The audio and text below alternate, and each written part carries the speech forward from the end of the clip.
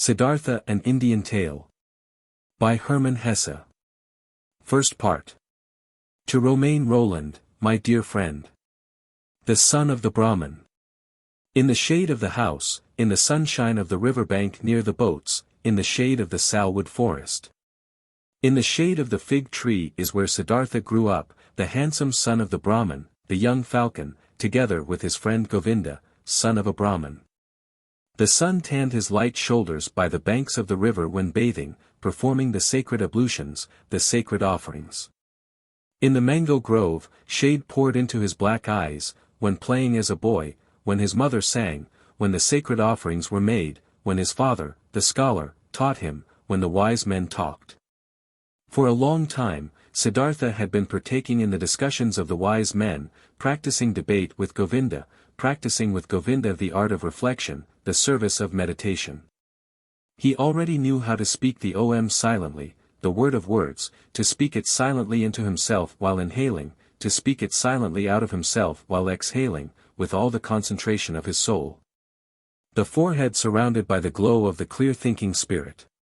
He already knew to feel Atman in the depths of his being, indestructible, one with the universe.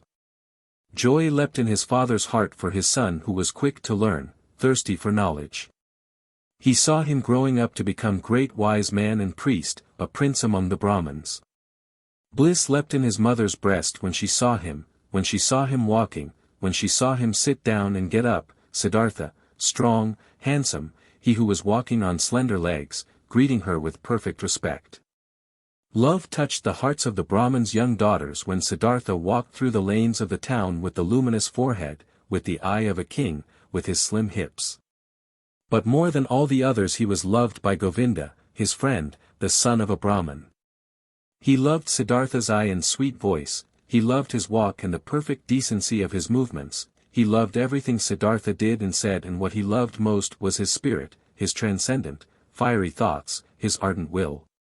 His high calling. Govinda knew, he would not become a common Brahmin, not a lazy official in charge of offerings, not a greedy merchant with magic spells, not a vain, vacuous speaker, not a mean, deceitful priest. And also not a decent, stupid sheep in the herd of the many. No, and he, Govinda, as well did not want to become one of those, not one of those tens of thousands of Brahmins. He wanted to follow Siddhartha, the beloved, the splendid. And in days to come, when Siddhartha would become a god, when he would join the glorious, then Govinda wanted to follow him as his friend, his companion, his servant, his spear-carrier, his shadow. Siddhartha was thus loved by everyone. He was a source of joy for everybody, he was a delight for them all. But he, Siddhartha, was not a source of joy for himself, he found no delight in himself. Walking the rosy paths of the fig tree garden, sitting in the bluish shade of the grove of contemplation, washing his limbs daily in the bath of repentance, sacrificing in the dim shade of the mango forest, his gestures of perfect decency.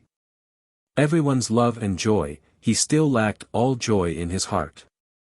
Dreams and restless thoughts came into his mind, flowing from the water of the river, sparkling from the stars of the night, melting from the beams of the sun, dreams came to him in a restlessness of the soul, fuming from the sacrifices.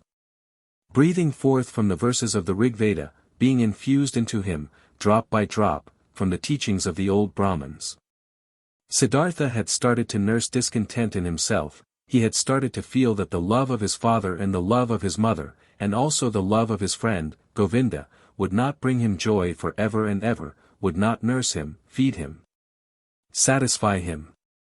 He had started to suspect that his venerable father and his other teachers, that the wise Brahmins had already revealed to him the most and best of their wisdom, that they had already filled his expecting vessel with their richness.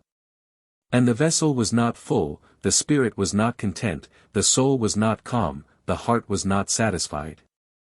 The ablutions were good, but they were water, they did not wash off the sin, they did not heal the spirit's thirst, they did not relieve the fear in his heart. The sacrifices and the invocation of the gods were excellent, but was that all? Did the sacrifices give a happy fortune? And what about the gods? Was it really Prajapati who had created the world? Was it not the Atman, he, the only one, the singular one? Were the gods not creations, created like me and you, subject to time, mortal? Was it therefore good, was it right, was it meaningful and the highest occupation to make offerings to the gods? For whom else were offerings to be made, who else was to be worshipped but him, the only one, the Atman?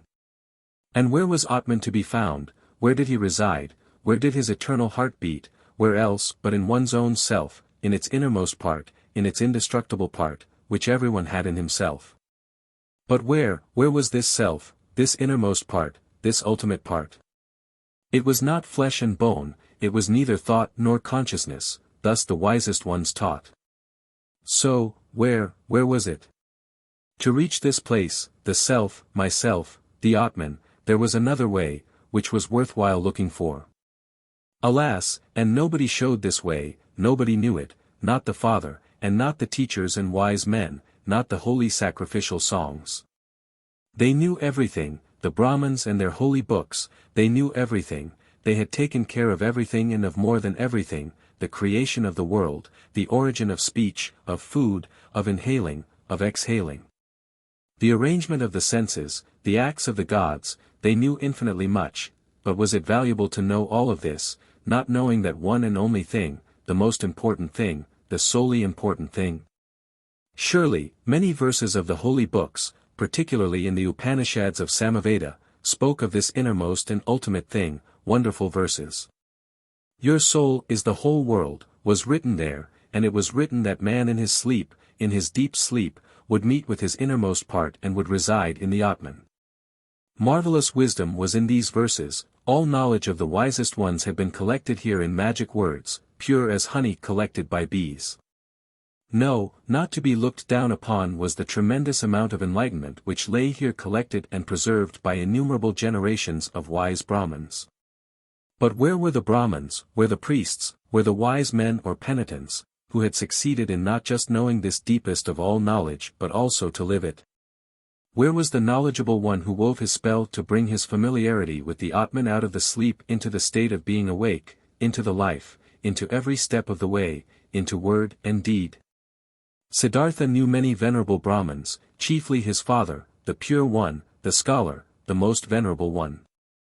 His father was to be admired, quiet and noble were his manners, pure his life, wise his words, delicate and noble thoughts lived behind its brow, but even he, who knew so much, did he live in blissfulness, did he have peace? Was he not also just a searching man, a thirsty man? Did he not, again and again, have to drink from holy sources, as a thirsty man, from the offerings, from the books, from the disputes of the Brahmins? Why did he, the irreproachable one, have to wash off sins every day, strive for a cleansing every day, over and over every day? Was not Atman in him, did not the pristine source spring from his heart? It had to be found, the pristine source in one's own self, it had to be possessed. Everything else was searching, was a detour, was getting lost. Thus were Siddhartha's thoughts, this was his thirst, this was his suffering. Often he spoke to himself from a Chandogya Upanishad the words, truly, the name of the Brahman is Satyam, verily, he who knows such a thing, will enter the heavenly world every day. Often, it seemed near, the heavenly world, but never he had reached it completely, never he had quenched the ultimate thirst. And among all the wise and wisest men, he knew and whose instructions he had received, among all of them there was no one, who had reached it completely, the heavenly world, who had quenched it completely, the eternal thirst. Govinda, Siddhartha spoke to his friend, Govinda, my dear, come with me under the banyan tree, let's practice meditation. They went to the banyan tree, they sat down, Siddhartha right here, Govinda 20 paces away. While putting himself down, ready to speak the Om, Siddhartha repeated murmuring the verse. Om is the bow, the arrow is soul, the Brahman is the arrow's target, that one should incessantly hit. After the usual time of the exercise in meditation had passed, Govinda rose. The evening had come, it was time to perform the evening's ablution. He called Siddhartha's name. Siddhartha did not answer. Siddhartha sat there lost in thought, his eyes were rigidly focused towards a very distant target, the tip of his tongue was protruding a little between the teeth, he seemed not to breathe. Thus sat he, wrapped up in contemplation, thinking his soul sent after the Brahman as an arrow. Once, Samanas had travelled through Siddhartha's town, ascetics on a pilgrimage, 3 skinny, withered men, neither old nor young, with dusty and bloody shoulders, almost naked, scorched by the sun, surrounded by loneliness. Strangers and enemies to the world, strangers and lank jackals in the realm of humans. Behind them blew a hot scent of quiet passion, of destructive service, of merciless self-denial. In the evening, after the hour of contemplation, Siddhartha spoke to Govinda, "Early tomorrow morning, my friend, Siddhartha will go to the Samanas. He will become a Samama." Govinda turned pale, when he heard these words and read the decision in the motionless face of his friend, unstoppable like the arrow shot from the bow. Soon and with the first glance, Govinda realized, now it is beginning, now Siddhartha is taking his own way, now his fate is beginning to sprout, and with his, my own. And he turned pale like a dry banana skin. "Oh Siddhartha," he exclaimed, "will your father permit you to do that?" Siddhartha looked over as if he was just waking up. Arrowfast he read in Govinda's soul, read the fear, read the submission. "Oh Govinda," he spoke quietly, "let's not waste words. Tomorrow, at daybreak I will begin the life of the Samanas. Speak no more of it." Siddhartha entered the chamber, where his father was sitting on a mat of bast, and stepped behind his father and remained standing there, until his father felt that someone was standing behind him. Quoth the Brahmin, "Is that you, Siddhartha? Then say what you came to say." Quoth Siddhartha, "With your permission, my father.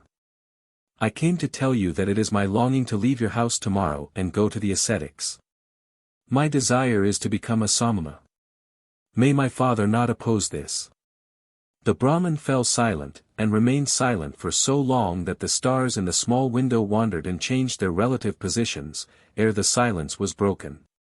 Silent and motionless stood the sun with his arms folded, silent and motionless sat the father on the mat, and the stars traced their paths in the sky.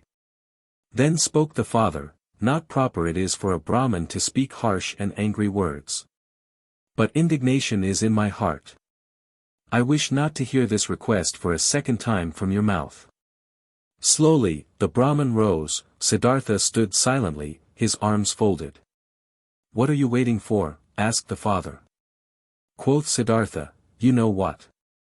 Indignant, the father left the chamber, indignant, he went to his bed and lay down.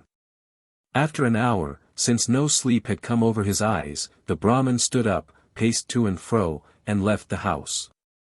Through the small window of the chamber he looked back inside, and there he saw Siddhartha standing, his arms folded, not moving from his spot. Pale shimmered his bright robe. With anxiety in his heart, the father returned to his bed. After another hour, since no sleep had come over his eyes, the Brahmin stood up again, paced to and fro, walked out of the house and saw that the moon had risen. Through the window of the chamber he looked back inside. There stood Siddhartha, not moving from his spot, his arms folded, moonlight reflecting from his bare shins. With worry in his heart, the father went back to bed. And he came back after an hour, he came back after 2 hours, looked through the small window, saw Siddhartha standing, in the moonlight, by the light of the stars, in the darkness. And he came back hour after hour, silently, he looked into the chamber, saw him standing in the same place, filled his heart with anger, filled his heart with unrest, filled his heart with anguish, filled it with sadness. And in the night's last hour, before the day began, he returned, stepped into the room, saw the young man standing there, who seemed tall and like a stranger to him. "Siddhartha," he spoke, "what are you waiting for? You know what? Will you always stand that way and wait, until it becomes morning, noon, and evening? I will stand and wait. You will become tired, Siddhartha. I will become tired. You will fall asleep, Siddhartha. I will not fall asleep. You will die, Siddhartha. I will die. And would you rather die, than obey your father? Siddhartha has always obeyed his father. So will you abandon your plan? Siddhartha will do what his father will tell him to do. The first light of day shone into the room. The Brahmin saw that Siddhartha was trembling softly in his knees.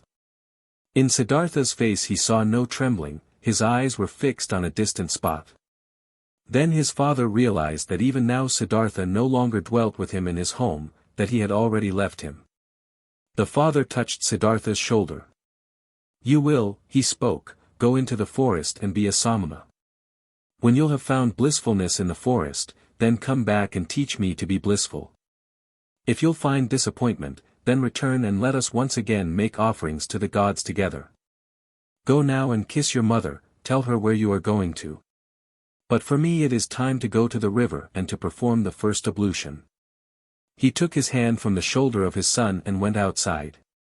Siddhartha wavered to the side, as he tried to walk. He put his limbs back under control, bowed to his father, and went to his mother to do as his father had said. As he slowly left on stiff legs in the first light of day the still quiet town, a shadow rose near the last hut, who had crouched there, and joined the pilgrim, Govinda. "You have come," said Siddhartha and smiled. "I have come," said Govinda. "With the Samanas." In the evening of this day they caught up with the ascetics, the skinny Samanas, and offered them their companionship and obedience. They were accepted. Siddhartha gave his garments to a poor Brahmin in the street. He wore nothing more than the loincloth and the earth-colored, unsewn cloak. He ate only once a day, and never something cooked. He fasted for 15 days. He fasted for 28 days. The flesh waned from his thighs and cheeks. Feverish dreams flickered from his enlarged eyes, long nails grew slowly on his parched fingers and a dry, shaggy beard grew on his chin. His glance turned to ice when he encountered women. His mouth twitched with contempt when he walked through a city of nicely dressed people. He saw merchants trading, princes hunting, mourners wailing for their dead, whores offering themselves, physicians trying to help the sick, priests determining the most suitable day for seeding, lovers loving. Mothers nursing their children, and all of this was not worthy of one look from his eye. It all lied, it all stank of lies, it all pretended to be meaningful and joyful and beautiful, and it all was just concealed putrefaction. The world tasted bitter. Life was torture. A goal stood before Siddhartha, a single goal, to become empty, empty of thirst, empty of wishing, empty of dreams, empty of joy and sorrow. Dead to himself, not to be a self any more, to find tranquility with an emptied heart, to be open to miracles in unselfish thoughts, that was his goal. Once all of myself was overcome and had died, once every desire and every urge was silent in the heart, then the ultimate part of me had to awake, the innermost of my being, which is no longer myself, the great secret. Silently, Siddhartha exposed himself to burning rays of the sun directly above, glowing with pain, glowing with thirst, and stood there, until he neither felt any pain nor thirst any more. Silently, he stood there in the rainy season, from his hair the water was dripping over freezing shoulders, over freezing hips and legs, and the penitent stood there, until he could not feel the cold in his shoulders and legs any more. Until they were silent, until they were quiet. Silently, he cowered in the thorny bushes, blood dripped from the burning skin, from festering wounds dripped pus, and Siddhartha stayed rigidly, stayed motionless, until no blood flowed any more, until nothing stung any more. Until nothing burned any more. Siddhartha sat upright and learned to breathe sparingly, learned to get along with only few breaths, learned to stop breathing. He learned, beginning with the breath, to calm the beat of his heart, learned to reduce the beats of his heart, until they were only a few and almost none. Instructed by the oldest of the Samanas, Siddhartha practiced self-denial, practiced meditation, according to a new Samama rules. A heron flew over the bamboo forest, and Siddhartha accepted the heron into his soul, flew over forest and mountains, was a heron, ate fish, felt the pangs of a heron's hunger, spoke the heron's croak, died a heron's death. A dead jackal was lying on the sandy bank, and Siddhartha's soul slipped inside the body, was the dead jackal, lay on the banks, got bloated, stank, decayed, was dismembered by hyenas, was skinned by vultures, turned into a skeleton. turned to dust, was blown across the fields.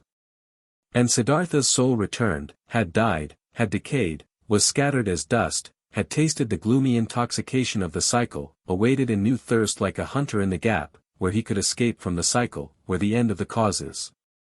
Where an eternity without suffering began. He killed his senses, he killed his memory, he slipped out of his self into thousands of other forms, was an animal, was carrion, was stone, was wood, was water, and awoke every time to find his old self again, sun shone or moon, was his self again. Turned round in the cycle, felt thirst, overcame the thirst, felt new thirst. Siddhartha learned a lot when he was with the Samanas, many ways leading away from the self he learned to go. He went the way of self-denial by means of pain, through voluntarily suffering and overcoming pain, hunger, thirst, tiredness. He went the way of self-denial by means of meditation, through imagining the mind to be void of all conceptions.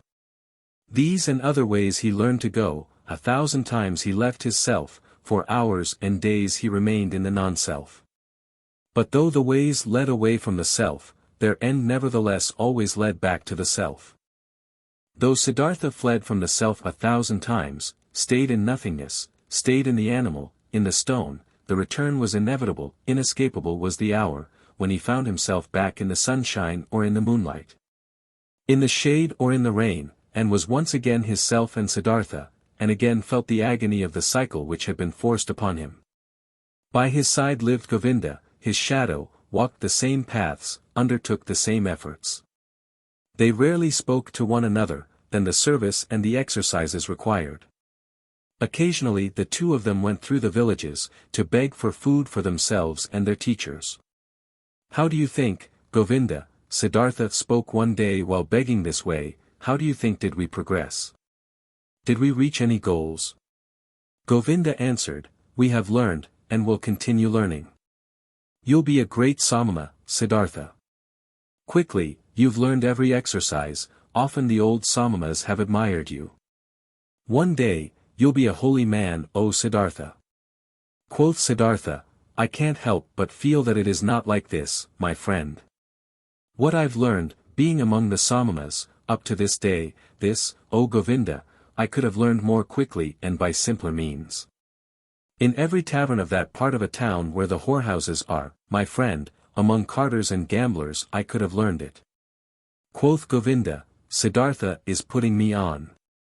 How could you have learned meditation, holding your breath, insensitivity against hunger and pain there among these wretched people?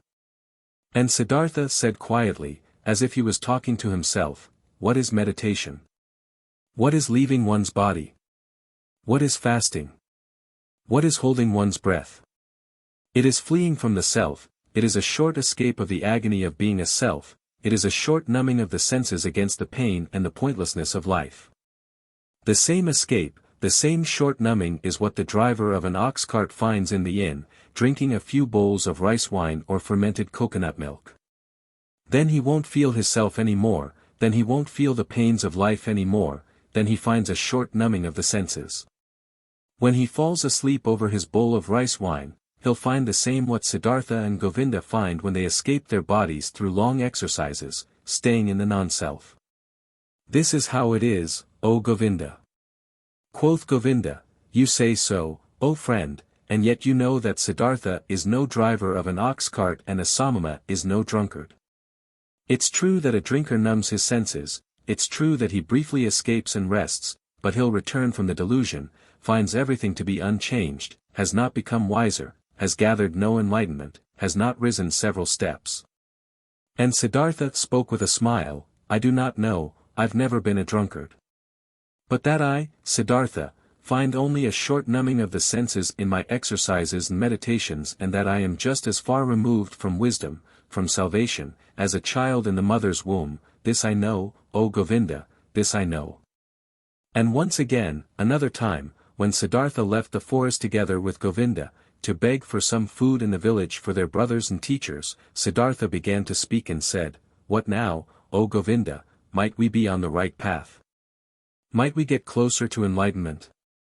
Might we get closer to salvation? Or do we perhaps live in a circle, we, who have thought we were escaping the cycle?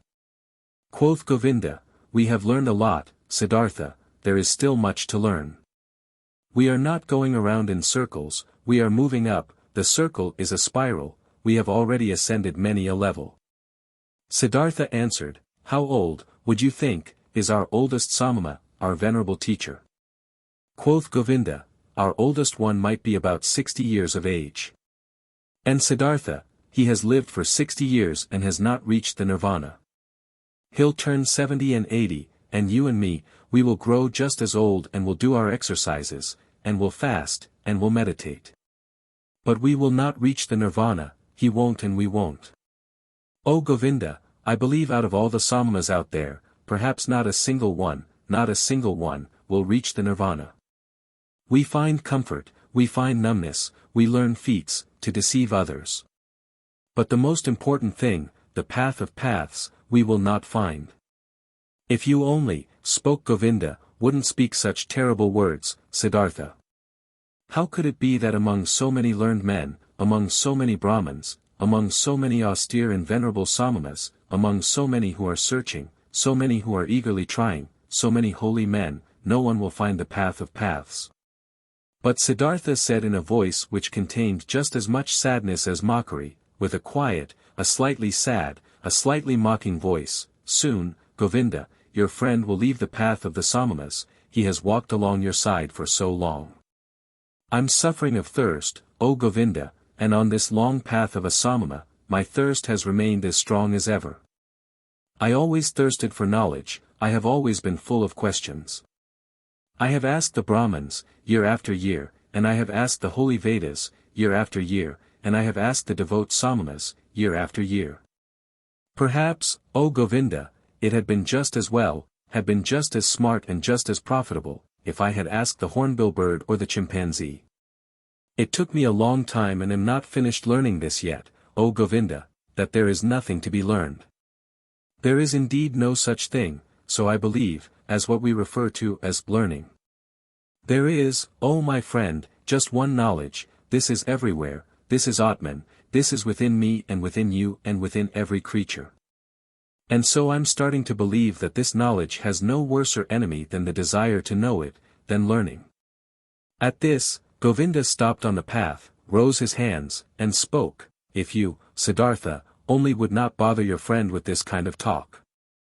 Truly, you words stir up fear in my heart.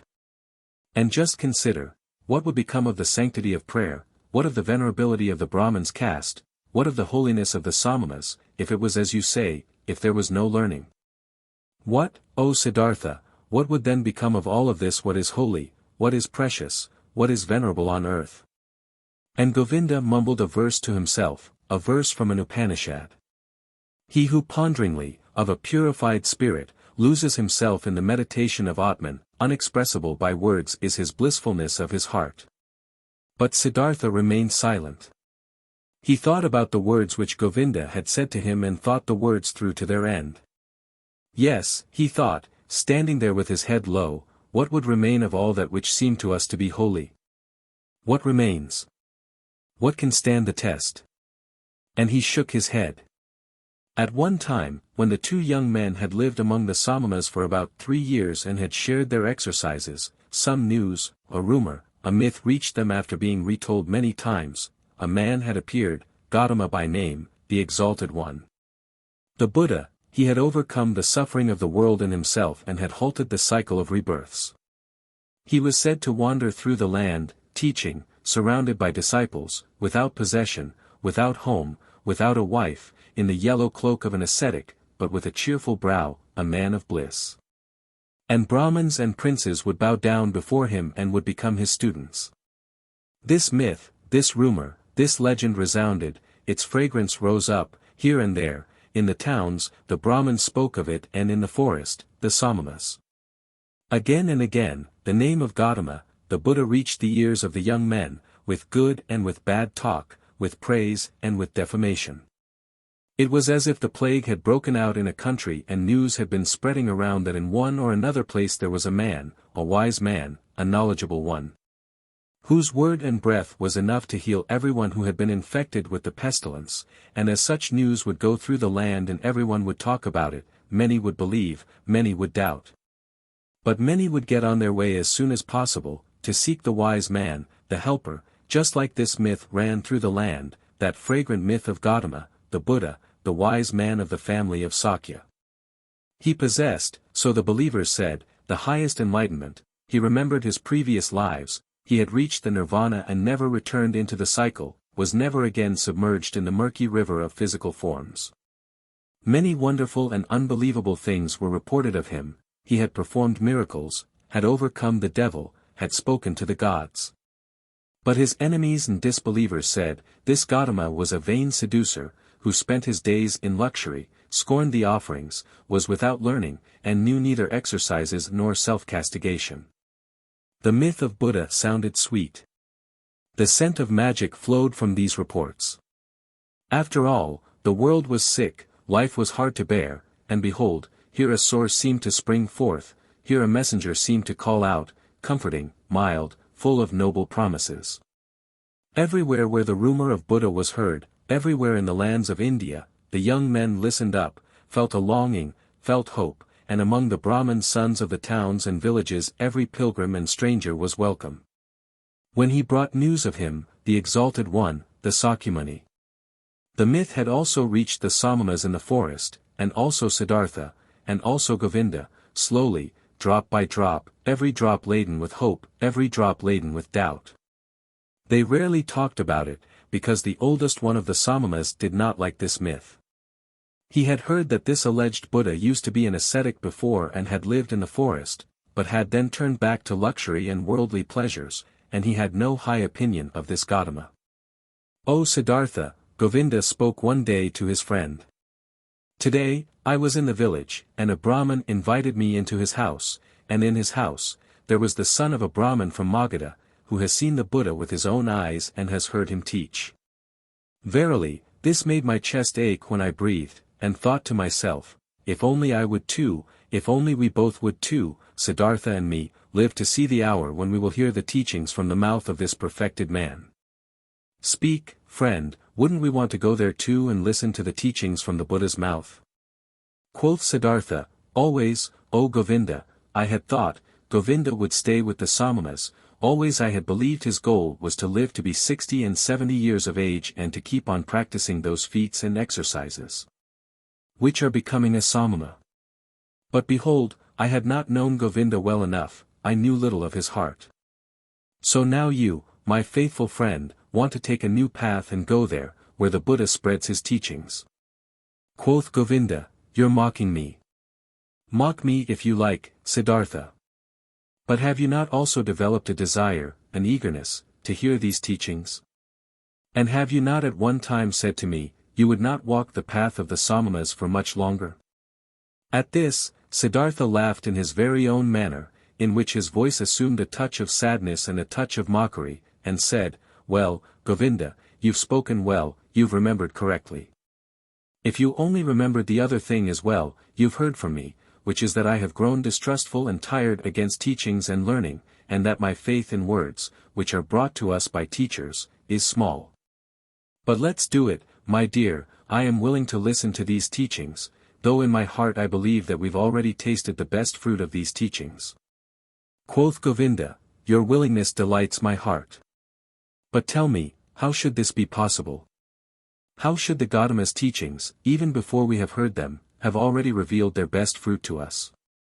Quoth Siddhartha, let us eat this fruit and wait for the rest, O Govinda. But this fruit, which we already now receive thanks to the GOTAMA, consisted in him calling us away from the Samanas. Whether he has also other and better things to give us, O friend, let us await with calm hearts. On this very same day, Siddhartha informed the oldest one of the Samanas of his decision, that he wanted to leave him. He informed the oldest one with all the courtesy and modesty becoming to a younger one and a student. But the Samana became angry, because the two young men wanted to leave him, and talked loudly and used crude swear words. Govinda was startled and became embarrassed. But Siddhartha put his mouth close to Govinda's ear and whispered to him, now, I want to show the old man that I've learned something from him. Positioning himself closely in front of the Samana, with a concentrated soul, He captured the old man's glance with his glances, deprived him of his power, made him mute, took away his free will, subdued him under his own will, commanded him to do silently whatever he demanded him to do. The old man became mute, his eyes became motionless, his will was paralyzed, his arms were hanging down, without power, he had fallen victim to Siddhartha's spell. But Siddhartha's thoughts brought the Samana under their control, he had to carry out what they commanded. And thus, the old man made several bows, performed gestures of blessing, spoke stammeringly a godly wish for a good journey. And the young men returned the bows with thanks, returned the wish, went on their way with salutations. On the way, Govinda said, "O Siddhartha, you have learned more from the Samanas than I knew. It is very hard to cast a spell on an old Samana. Truly, if you had stayed there, you would soon have learned to walk on water." "I do not seek to walk on water," said Siddhartha. "Let old Samanas be content with such feats." GOTAMA. In the town of Savatthi, every child knew the name of the exalted Buddha, and every house was prepared to fill the alms dish of Gotama's disciples, the silently begging ones. Near the town was Gotama's favorite place to stay, the grove of Jetavana, which the rich merchant Anathapindika, an obedient worshipper of the Exalted One, had given him and his people for a gift. All tales and answers, which the two young ascetics had received in their search for Gotama's abode, had pointed them towards this area. And arriving at Savatthi, in the very first house, before the door of which they stopped to beg, food has been offered to them, and they accepted the food, and Siddhartha asked the woman, who handed them the food. "We would like to know, O charitable one, where the Buddha dwells, the most venerable one, for we are two Samanas from the forest and have come, to see him, the perfected one, and to hear the teachings from his mouth." Quoth the woman, "Here, you have truly come to the right place, you Samanas from the forest. You should know, in Jetavana, in the garden of Anathapindika is where the Exalted One dwells. There you pilgrims shall spend the night, for there is enough space for the innumerable, who flock here, to hear the teachings from his mouth." This made Govinda happy, and full of joy he exclaimed, "Well so, thus we have reached our destination, and our path has come to an end. But tell us, O mother of the pilgrims, do you know him, the Buddha, have you seen him with your own eyes?" Quoth the woman, "Many times I have seen him, the Exalted One.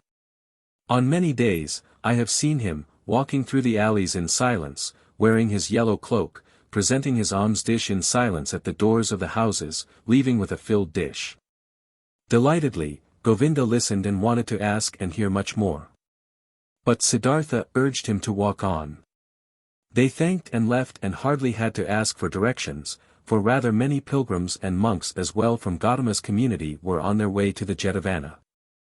And since they reached it at night, there were constant arrivals, shouts, and talk of those who sought shelter and got it. The two Samanas, accustomed to life in the forest, found quickly and without making any noise a place to stay and rested there until the morning. At sunrise, they saw with astonishment what a large crowd of believers and curious people had spent the night here.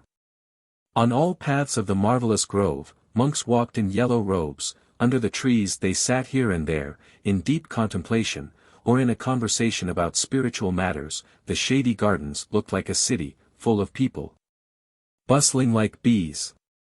The majority of the monks went out with their alms dish, to collect food in town for their lunch, the only meal of the day. The Buddha himself, the enlightened one, was also in the habit of taking this walk to beg in the morning. Siddhartha saw him, and he instantly recognized him, as if a god had pointed him out to him. He saw him, a simple man in a yellow robe, bearing the alms dish in his hand, walking silently. "Look here," Siddhartha said quietly to Govinda. "This one is the Buddha."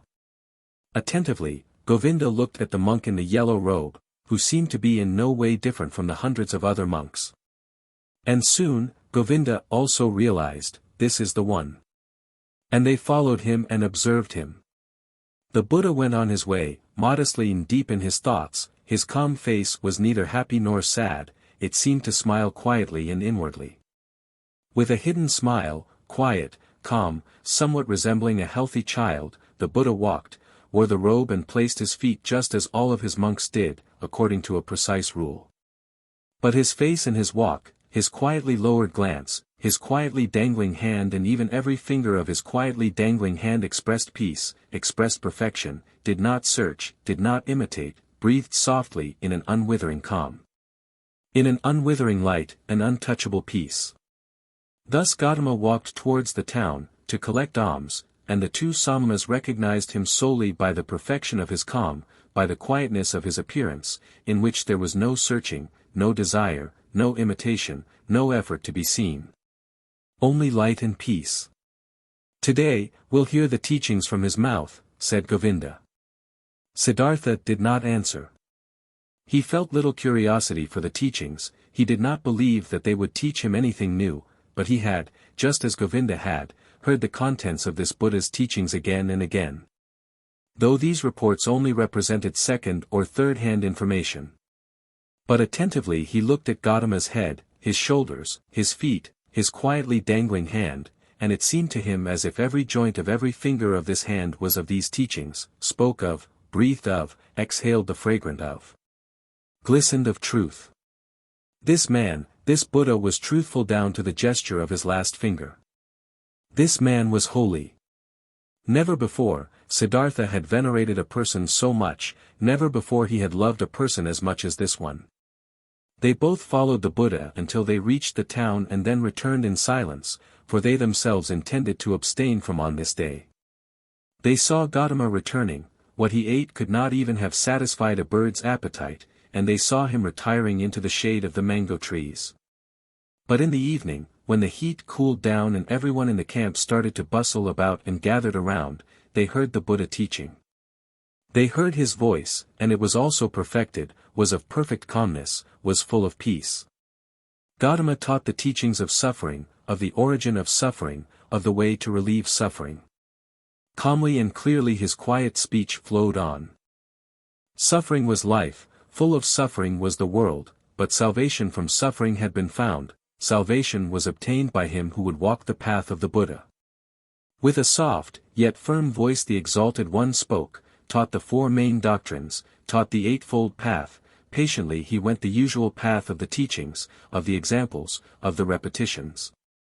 Brightly and quietly his voice hovered over the listeners, like a light, like a starry sky. When the Buddha, night had already fallen, ended his speech, many a pilgrim stepped forward and asked to be accepted into the community, sought refuge in the teachings. And Gotama accepted them by speaking, "You have heard the teachings well, it has come to you well. Thus join us and walk in holiness, to put an end to all suffering." Behold, then Govinda, the shy one, also stepped forward and spoke, "I also take my refuge in the Exalted One and his teachings," and he asked to be accepted into the community of his disciples and was accepted. Right afterwards, when the Buddha had retired for the night, Govinda turned to Siddhartha and spoke eagerly, "Siddhartha, it is not my place to scold you. We have both heard the Exalted One, we have both perceived the teachings. Govinda has heard the teachings, he has taken refuge in it. But you, my honored friend, don't you also want to walk the path of salvation? Would you want to hesitate, do you want to wait any longer?" Siddhartha awakened as if he had been asleep, when he heard Govinda's words. For a long time, he looked into Govinda's face. Then he spoke quietly, in a voice without mockery, "Govinda, my friend, now you have taken this step, now you have chosen this path. Always, O Govinda, you've been my friend, you've always walked one step behind me. Often I have thought, won't Govinda for once also take a step by himself, without me, out of his own soul? Behold, now you've turned into a man and are choosing your path for yourself. I wish that you would go it up to its end, O my friend, that you shall find salvation." Govinda, not completely understanding it yet, repeated his question in an impatient tone, "Speak up, I beg you, my dear. Tell me, since it could not be any other way, that you also, my learned friend, will take your refuge with the Exalted Buddha." Siddhartha placed his hand on Govinda's shoulder, "You failed to hear my good wish for you, O Govinda. I'm repeating it, I wish that you would go this path up to its end, that you shall find salvation." In this moment, Govinda realized that his friend had left him, and he started to weep. Siddhartha, he exclaimed lamentingly. Siddhartha kindly spoke to him, don't forget, Govinda, that you are now one of the Samanas of the Buddha. You have renounced your home and your parents, renounced your birth and possessions, renounced your free will, renounced all friendship. This is what the teachings require, this is what the Exalted One wants. This is what you wanted for yourself. Tomorrow, O Govinda, I'll leave you. For a long time, the friends continued walking in the grove. For a long time, they lay there and found no sleep. And over again, Govinda urged his friend, he should tell him why he would not want to seek refuge in Gautama's teachings, what fault he would find in these teachings. But Siddhartha turned him away every time and said, be content, Govinda. Very good are the teachings of the Exalted One, how could I find a fault in them? Very early in the morning, a follower of Buddha, one of his oldest monks, went through the garden and called all those to him who had as novices taken their refuge in the teachings. To dress them up in the yellow robe and to instruct them in the first teachings and duties of their position. Then Govinda broke loose, embraced once again his childhood friend and left with the novices. But Siddhartha walked through the grove, lost in thought. Then he happened to meet Gotama, the Exalted One, and when he greeted him with respect and the Buddha's glance was so full of kindness and calm, the young man summoned his courage and asked the Venerable One for the permission to talk to him. Silently the Exalted One nodded his approval. Quoth Siddhartha, yesterday, O Exalted One, I had been privileged to hear your wondrous teachings. Together with my friend, I had come from afar, to hear your teachings. And now my friend is going to stay with your people, he has taken his refuge with you. But I will again start on my pilgrimage. As you please, the Venerable One spoke politely. Too bold is my speech, Siddhartha continued, but I do not want to leave the Exalted One without having honestly told him my thoughts. Does it please the Venerable One to listen to me for one moment longer? Silently, the Buddha nodded his approval. Quoth Siddhartha, one thing, O most Venerable One, I have admired in your teachings most of all. Everything in your teachings is perfectly clear, is proven. You are presenting the world as a perfect chain, a chain which is never and nowhere broken, an eternal chain the links of which are causes and effects. Never before, this has been seen so clearly. Never before, this has been presented so irrefutably. Truly, the heart of every Brahmin has to beat stronger with love, once he has seen the world through your teachings perfectly connected, without gaps, clear as a crystal, not depending on chance, not depending on gods. Whether it may be good or bad, whether living according to it would be suffering or joy, I do not wish to discuss, possibly this is not essential, but the uniformity of the world, that everything which happens is connected. That the great and the small things are all encompassed by the same forces of time, by the same law of causes, of coming into being and of dying, this is what shines brightly out of your exalted teachings, O perfected one. But according to your very own teachings, this unity and necessary sequence of all things is nevertheless broken in one place, through a small gap, this world of unity is invaded by something alien, something new. Something which had not been there before, and which cannot be demonstrated and cannot be proven, these are your teachings of overcoming the world, of salvation. But with this small gap, with this small breach, the entire eternal and uniform law of the world is breaking apart again and becomes void. Please forgive me for expressing this objection. Quietly, Gautama had listened to him, unmoved. Now he spoke, the perfected one, with his kind, with his polite and clear voice. You've heard the teachings, O son of a Brahmin, and good for you that you've thought about it thus deeply. You found a gap in it, an error. You should think about this further. But be warned, O seeker of knowledge, of the thicket of opinions and of arguing about words. There is nothing to opinions, they may be beautiful or ugly, smart or foolish, everyone can support them or discard them. But the teachings, you've heard from me, are no opinion, and their goal is not to explain the world to those who seek knowledge. They have a different goal, their goal is salvation from suffering. This is what Gautama teaches, nothing else. I wish that you, O exalted one, would not be angry with me," said the young man. "I have not spoken to you like this to argue with you, to argue about words. You are truly right, there is little to opinions. But let me say this one more thing, I have not doubted in you for a single moment. I have not doubted for a single moment that you are Buddha, that you have reached the goal, the highest goal towards which so many thousands of Brahmins and sons of Brahmins are on their way. You have found salvation from death. It has come to you in the course of your own search, on your own path, through thoughts, through meditation, through realizations, through enlightenment. It has not come to you by means of teachings. And, thus is my thought, O exalted one, nobody will obtain salvation by means of teachings. You will not be able to convey and say to anybody, O venerable one, in words and through teachings what has happened to you in the hour of enlightenment. The teachings of the enlightened Buddha contain much, it teaches many to live righteously, to avoid evil. But there is one thing which these so clear, these so venerable teachings do not contain, they do not contain the mystery of what the exalted one has experienced for himself, he alone among hundreds of thousands. This is what I have thought and realized, when I have heard the teachings.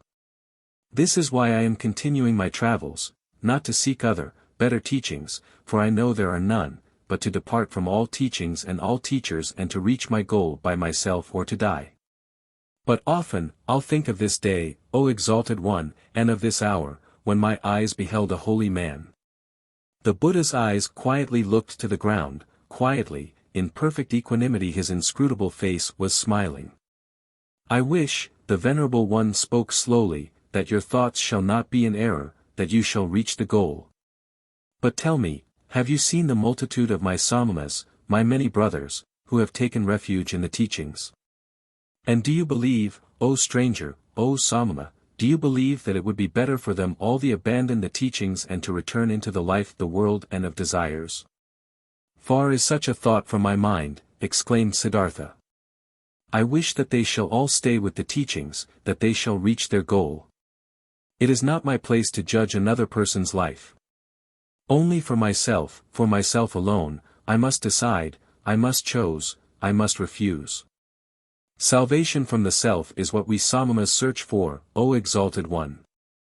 If I merely were one of your disciples, O venerable one, I'd fear that it might happen to me that only seemingly, only deceptively myself would be calm and be redeemed, but that in truth it would live on and grow.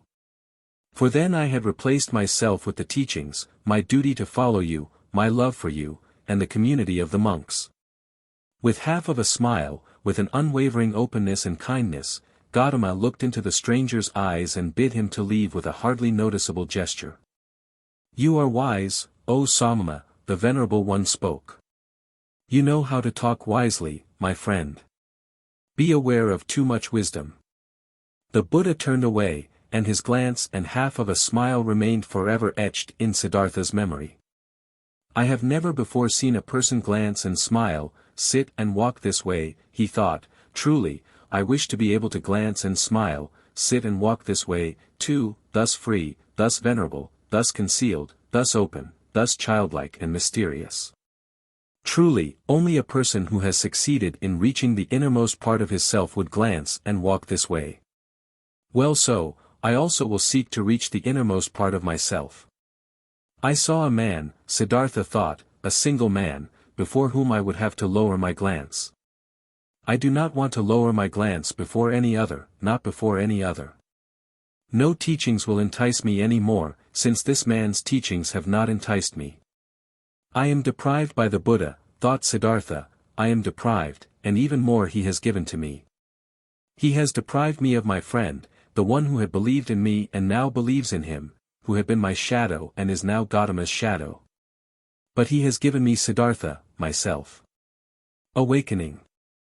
When Siddhartha left the grove, where the Buddha, the perfected one, stayed behind, where Govinda stayed behind, then he felt that in this grove his past life also stayed behind and parted from him. He pondered about this sensation, which filled him completely, as he was slowly walking along. He pondered deeply, like diving into a deep water he let himself sink down to the ground of the sensation, down to the place where the causes lie, because to identify the causes, so it seemed to him, is the very essence of thinking. And by this alone sensations turn into realizations and are not lost, but become entities and start to emit like rays of light what is inside of them. Slowly walking along, Siddhartha pondered. He realized that he was no youth anymore, but had turned into a man. He realized that one thing had left him, as a snake is left by its old skin, that one thing no longer existed in him, which had accompanied him throughout his youth and used to be a part of him, the wish to have teachers and to listen to teachings. He had also left the last teacher who had appeared on his path, even him, the highest and wisest teacher, the most holy one, Buddha. He had left him, had to part with him, was not able to accept his teachings. Slower, he walked along in his thoughts and asked himself, but what is this, what you have sought to learn from teachings and from teachers, and what they, who have taught you much, were still unable to teach you? And he found, it was the self, the purpose and essence of which I sought to learn. It was the self, I wanted to free myself from, which I sought to overcome. But I was not able to overcome it, could only deceive it, could only flee from it, only hide from it. Truly, no thing in this world has kept my thoughts thus busy, as this my very own self, this mystery of me being alive, of me being one and being separated and isolated from all others, of me being Siddhartha. And there is no thing in this world I know less about than about me, about Siddhartha. Having been pondering while slowly walking along, he now stopped as these thoughts caught hold of him, and right away another thought sprang forth from these, a new thought, which was, that I know nothing about myself. That Siddhartha has remained thus alien and unknown to me, stems from one cause, a single cause: I was afraid of myself, I was fleeing from myself. I searched Atman, I searched Brahman, I was willing to dissect myself and peel off all of its layers, to find the core of all peels in its unknown interior, the Atman, life, the divine part, the ultimate part. But I have lost myself in the process. Siddhartha opened his eyes and looked around, a smile filled his face and a feeling of awakening from long dreams flowed through him from his head down to his toes. And it was not long before he walked again, walked quickly like a man who knows what he has got to do. Oh, he thought, taking a deep breath, now I would not let Siddhartha escape from me again. No longer, I want to begin my thoughts and my life with Atman and with the suffering of the world. I do not want to kill and dissect myself any longer, to find a secret behind the ruins. Neither Yogaveda shall teach me any more, nor Atharvaveda, nor the ascetics, nor any kind of teachings. I want to learn from myself, want to be my student, want to get to know myself, the secret of Siddhartha. He looked around, as if he was seeing the world for the first time. Beautiful was the world, colorful was the world, strange and mysterious was the world. Here was blue, here was yellow, here was green, the sky and the river flowed, the forest and the mountains were rigid, all of it was beautiful, all of it was mysterious and magical, and in its midst was he, Siddhartha, the awakening one. On the path to himself. All this yellow and blue, river and forest, entered Siddhartha for the first time through the eyes, was no longer a spell of Mara, was no longer the veil of Maya, was no longer a pointless and coincidental diversity of mere appearances. Despicable to the deeply thinking Brahman, who scorns diversity, who seeks unity. Blue was blue, river was river, and if also in the blue and the river, in Siddhartha, the singular and divine lived hidden, so it was still that very divinity's way and purpose, to be here yellow, here blue, there sky, there forest. And here Siddhartha. The purpose and the essential properties were not somewhere behind the things, they were in them, in everything. How deaf and stupid have I been, he thought, walking swiftly along. When someone reads a text, wants to discover its meaning, he will not scorn the symbols and letters and call them deceptions, coincidence, and worthless hull, but he will read them, he will study and love them, letter by letter. But I, who wanted to read the book of the world and the book of my own being, I have, for the sake of a meaning I had anticipated before I read, scorned the symbols and letters, I called the visible world a deception. Called my eyes and my tongue coincidental and worthless forms without substance. No, this is over, I have awakened, I have indeed awakened and have not been born before this very day. In thinking these thoughts, Siddhartha stopped once again, suddenly, as if there was a snake lying in front of him on the path. Because suddenly, he had also become aware of this, he, who was indeed like someone who had just woken up or like a newborn baby, he had to start his life anew and start again at the very beginning. When he had left in this very morning from the grove Jetavana, the grove of that exalted one, already awakening, already on the path towards himself, he had every intention, regarded as natural and took for granted, that he, after years as an ascetic, would return to his home and his father. But now, only in this moment, when he stopped as if a snake was lying on his path, he also awoke to this realization, but I am no longer the one I was, I am no ascetic any more, I am not a priest any more, I am no Brahmin any more. Whatever should I do at home and at my father's place? Study? Make offerings? Practice meditation? But all this is over, all of this is no longer alongside my path. Motionless, Siddhartha remained standing there, and for the time of one moment and breath, his heart felt cold, he felt a cold in his chest, as a small animal, a bird or a rabbit, would when seeing how alone he was. For many years, he had been without home and had felt nothing. Now, he felt it. Still, even in the deepest meditation, he had been his father's son, had been a Brahmin, of a high caste, a cleric. Now, he was nothing but Siddhartha, the awoken one, nothing else was left. Deeply, he inhaled, and for a moment, he felt cold and shivered. Nobody was thus alone as he was. There was no nobleman who did not belong to the noblemen, no worker that did not belong to the workers, and found refuge with them, shared their life, spoke their language. No Brahmin, who would not be regarded as Brahmins and lived with them, no ascetic who would not find his refuge in the caste of the Samanas, and even the most forlorn hermit in the forest was not just one and alone. He was also surrounded by a place he belonged to, he also belonged to a caste, in which he was at home. Govinda had become a monk, and 1,000 monks were his brothers, wore the same robe as he, believed in his faith, spoke his language. But he, Siddhartha, where did he belong to? With whom would he share his life? Whose language would he speak? Out of this moment, when the world melted away all around him, when he stood alone like a star in the sky, out of this moment of a cold and despair, Siddhartha emerged, more a self than before, more firmly concentrated. He felt, this had been the last tremor of the awakening, the last struggle of this birth. And it was not long until he walked again in long strides, started to proceed swiftly and impatiently, heading no longer for home, no longer to his father, no longer back. Second part. Dedicated to Wilhelm Gundert, my cousin in Japan. KAMALA. Siddhartha learned something new on every step of his path, for the world was transformed, and his heart was enchanted. He saw the sun rising over the mountains with their forests and setting over the distant beach with its palm trees.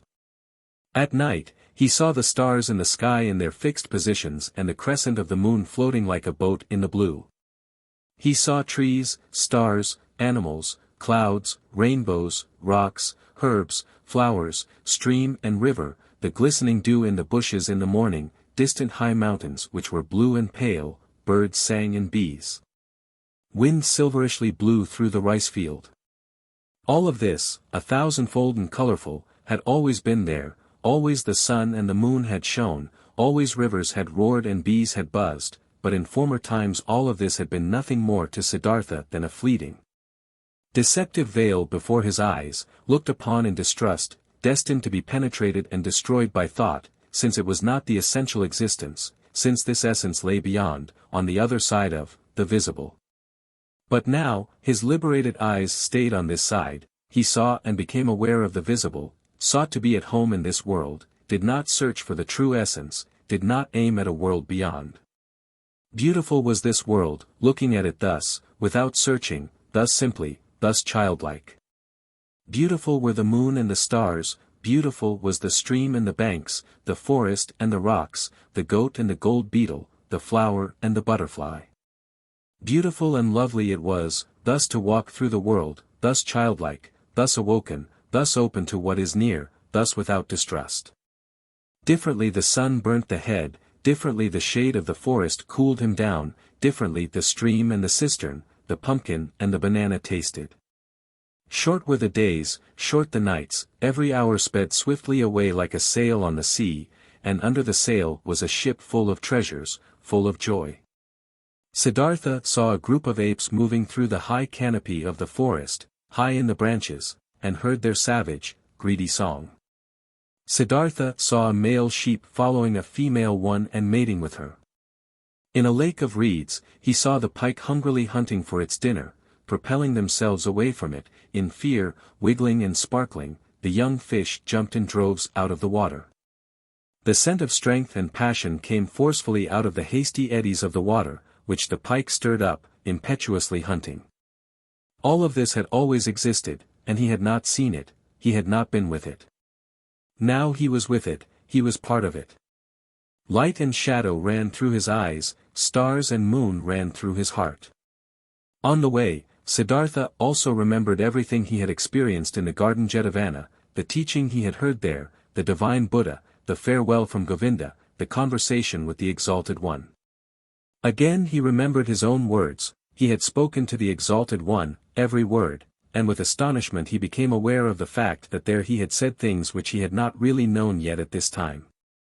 What he had said to GOTAMA, the Buddha's, treasure and secret was not the teachings, but the unexpressible and not teachable.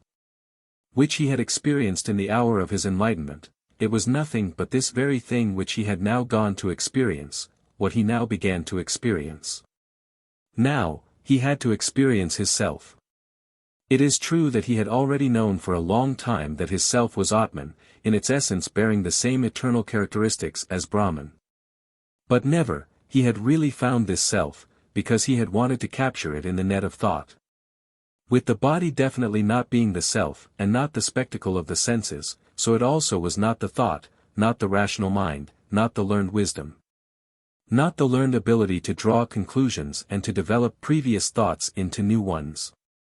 No, this world of thought was also still on this side, and nothing could be achieved by killing the random self of the senses, if the random self of thoughts and learned knowledge was fattened on the other hand. Both, the thoughts as well as the senses, were pretty things, the ultimate meaning was hidden behind both of them, both had to be listened to, both had to be played with, both neither had to be scorned nor overestimated.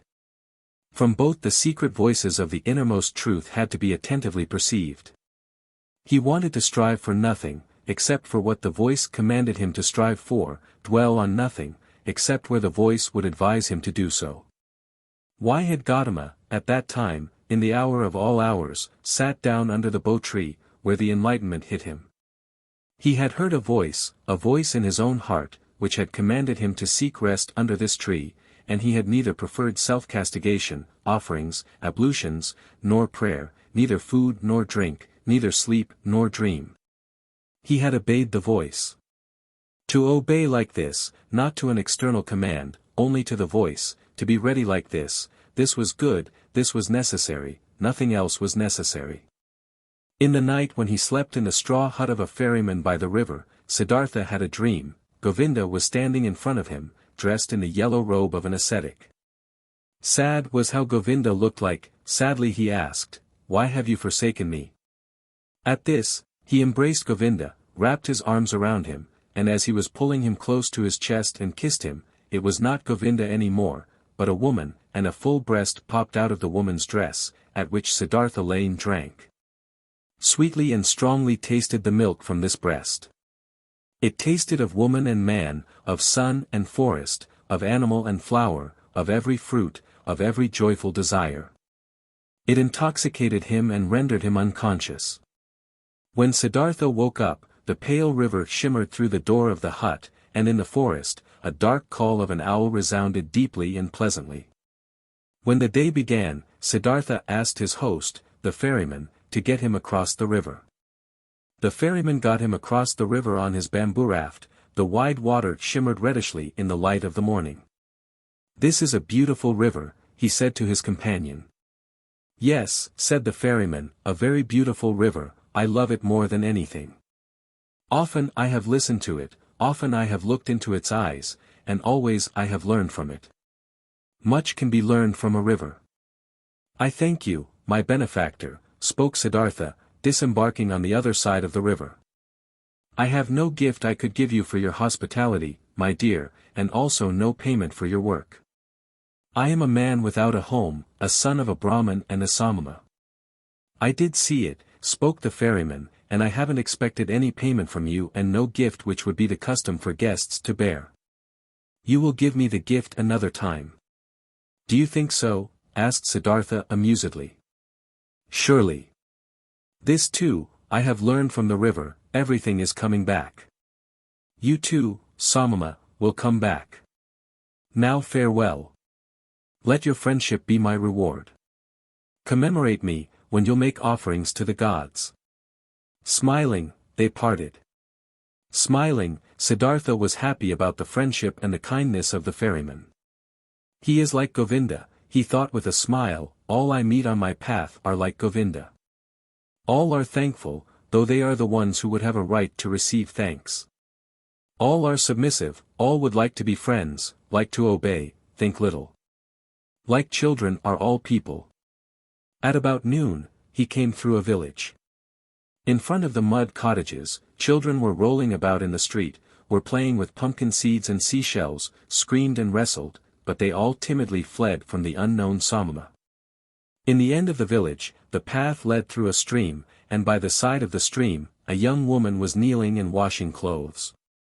When Siddhartha greeted her, she lifted her head and looked up to him with a smile, so that he saw the white in her eyes glistening. He called out a blessing to her, as it is the custom among travelers, and asked how far he still had to go to reach the large city. Then she got up and came to him, beautifully her wet mouth was shimmering in her young face.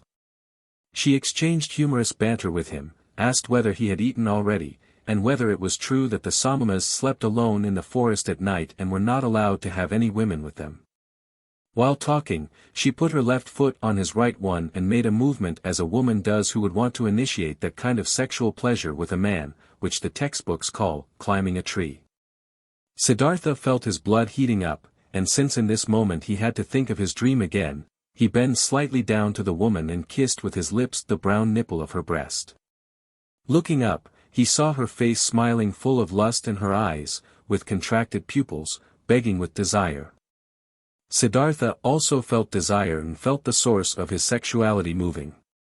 But since he had never touched a woman before, he hesitated for a moment, while his hands were already prepared to reach out for her. And in this moment he heard, shuddering with awe, the voice of his innermost self, and this voice said no. Then, all charms disappeared from the young woman's smiling face, he no longer saw anything else but the damp glance of a female animal in heat. Politely, he petted her cheek, turned away from her and disappeared away from the disappointed woman with light steps into the bamboo wood. On this day, he reached the large city before the evening, and was happy, for he felt the need to be among people. For a long time, he had lived in the forests, and the straw hut of the ferryman, in which he had slept that night, had been the first roof for a long time he had had over his head.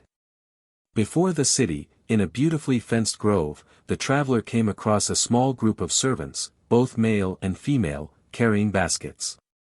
In their midst, carried by 4 servants in an ornamental sedan chair, sat a woman, the mistress, on red pillows under a colorful canopy. Siddhartha stopped at the entrance to the pleasure garden and watched the parade, saw the servants, the maids, the baskets, saw the sedan chair and saw the lady in it. Under black hair, which made to tower high on her head, he saw a very fair, very delicate, very smart face, a brightly red mouth, like a freshly cracked fig, eyebrows which were well tended and painted in a high arch, smart and watchful dark eyes. A clear, tall neck rising from a green and golden garment, resting fair hands, long and thin, with wide golden bracelets over the wrists. Siddhartha saw how beautiful she was, and his heart rejoiced. He bowed deeply, when the sedan chair came closer, and straightening up again, he looked at the fair, charming face, read for a moment in the smart eyes with the high arcs above, breathed in a slight fragrant, he did not know. With a smile, the beautiful woman nodded for a moment and disappeared into the grove, and then the servants as well. Thus I am entering this city, Siddhartha thought, with a charming omen. He instantly felt drawn into the grove, but he thought about it, and only now he became aware of how the servants and maids had looked at him at the entrance, how despicable, how distrustful, how rejecting. I am still a Samana, he thought, I am still an ascetic and beggar. I must not remain like this, I will not be able to enter the grove like this. And he laughed. The next person who came along this path he asked about the grove and for the name of the woman, and was told that this was the grove of KAMALA, the famous courtesan, and that, aside from the grove, she owned a house in the city. Then, he entered the city. Now he had a goal. Pursuing his goal, he allowed the city to suck him in, drifted through the flow of the streets, stood still on the squares, rested on the stairs of stone by the river. When the evening came, he made friends with Barber's assistant, whom he had seen working in the shade of an arch in a building, whom he found again praying in a temple of Vishnu, whom he told about stories of Vishnu and the Lakshmi. Among the boats by the river, he slept this night, and early in the morning, before the first customers came into his shop, he had the barber's assistant shave his beard and cut his hair, comb his hair and anoint it with fine oil. Then he went to take his bath in the river. When late in the afternoon, beautiful Kamala approached her grove in her sedan chair, Siddhartha was standing at the entrance, made a bow and received the courtesan's greeting. But that servant who walked at the very end of her train he motioned to him and asked him to inform his mistress that a young Brahmin would wish to talk to her. After a while, the servant returned, asked him, who had been waiting, to follow him, conducted him, who was following him, without a word into a pavilion, where Kamala was lying on a couch, and left him alone with her. "Weren't you already standing out there yesterday, greeting me?" asked Kamala. "It's true that I've already seen and greeted you yesterday. But didn't you yesterday wear a beard, and long hair, and dust in your hair? You have observed well, you have seen everything. You have seen Siddhartha, the son of a Brahmin, who has left his home to become a Samana, and who has been a Samana for 3 years. But now, I have left that path and came into this city, and the first one I met, even before I had entered the city, was you. To say this, I have come to you, O Kamala. You are the first woman whom Siddhartha is not addressing with his eyes turned to the ground.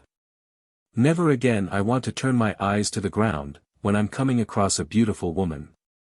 Kamala smiled and played with her fan of peacock's feathers.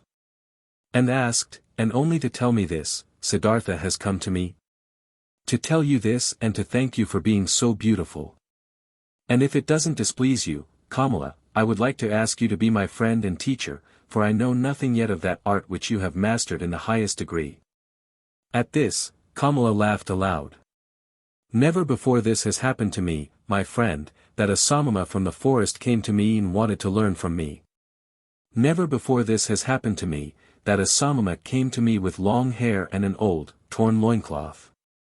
Many young men come to me, and there are also sons of Brahmins among them, but they come in beautiful clothes, they come in fine shoes, they have perfume in their hair and money in their pouches. This is, O Samana, how the young men are like who come to me."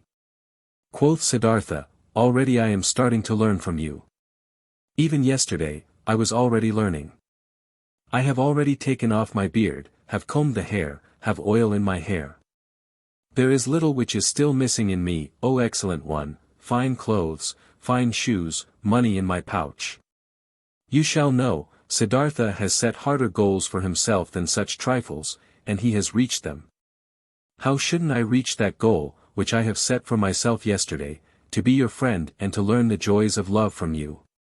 You'll see that I'll learn quickly, Kamala, I have already learned harder things than what you're supposed to teach me.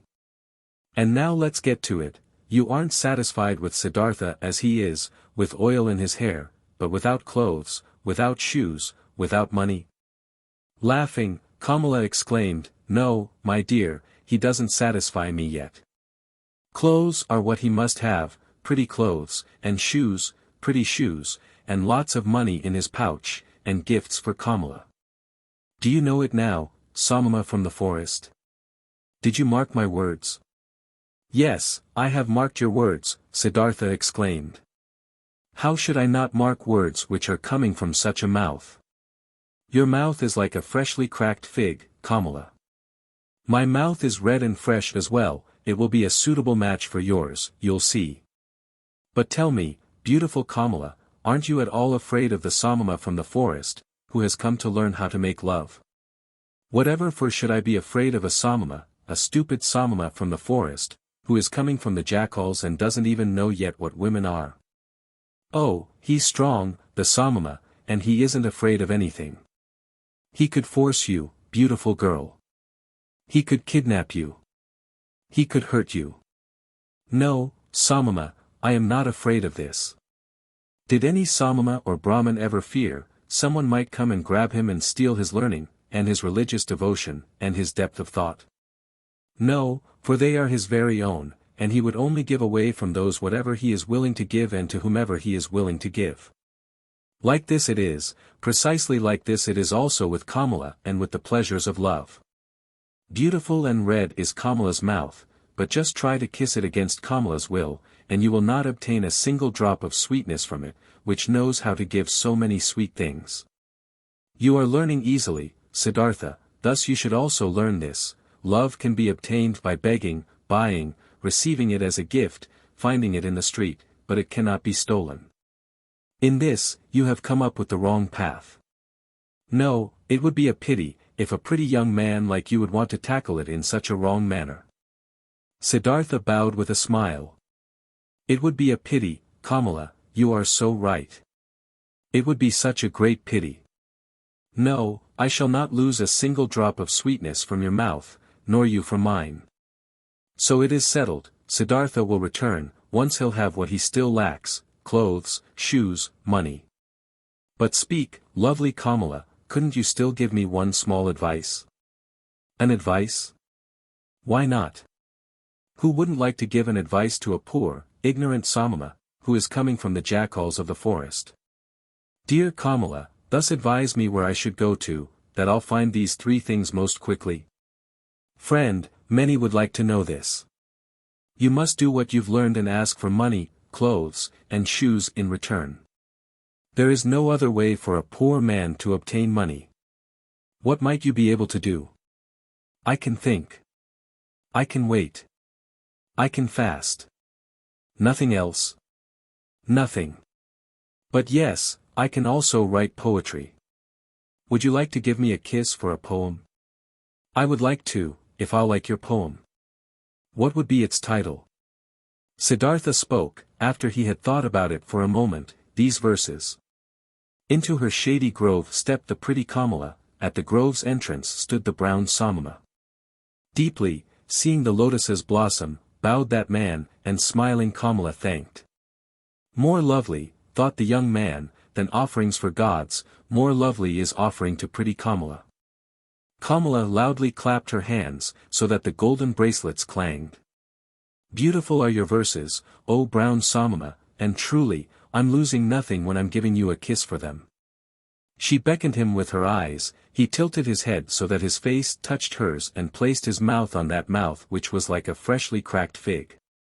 For a long time, Kamala kissed him, and with a deep astonishment Siddhartha felt how she taught him, how wise she was, how she controlled him, rejected him, lured him, and how after this first one there was to be a long, a well-ordered, well-tested sequence of kisses, every one different from the others, he was still to receive.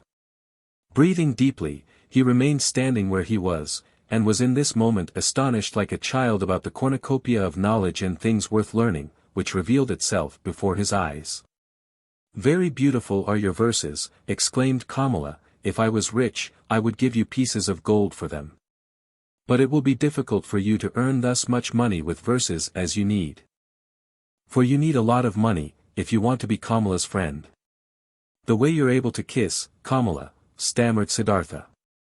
Yes, this I am able to do, therefore I do not lack clothes, shoes, bracelets, and all beautiful things.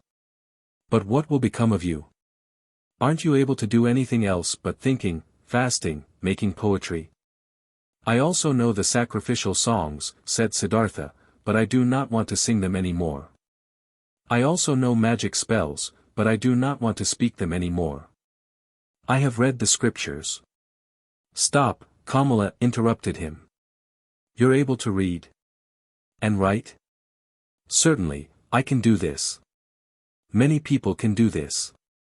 Most people can't. I also can't do it. It is very good that you're able to read and write, very good. You will also still find use for the magic spells. In this moment, a maid came running in and whispered a message into her mistress's ear. There's a visitor for me, exclaimed Kamala. Hurry and get yourself away, Siddhartha, nobody may see you in here, remember this. Tomorrow, I'll see you again. But to the maid she gave the order to give the pious Brahmin white upper garments.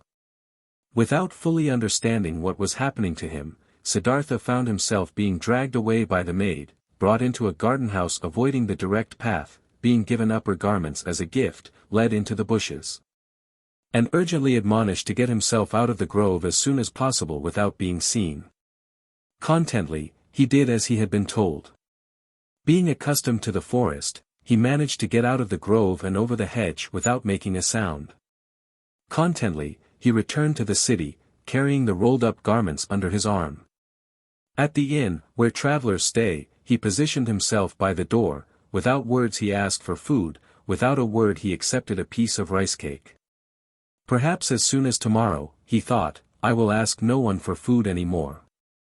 Suddenly, pride flared up in him. He was no Samama any more, it was no longer becoming to him to beg.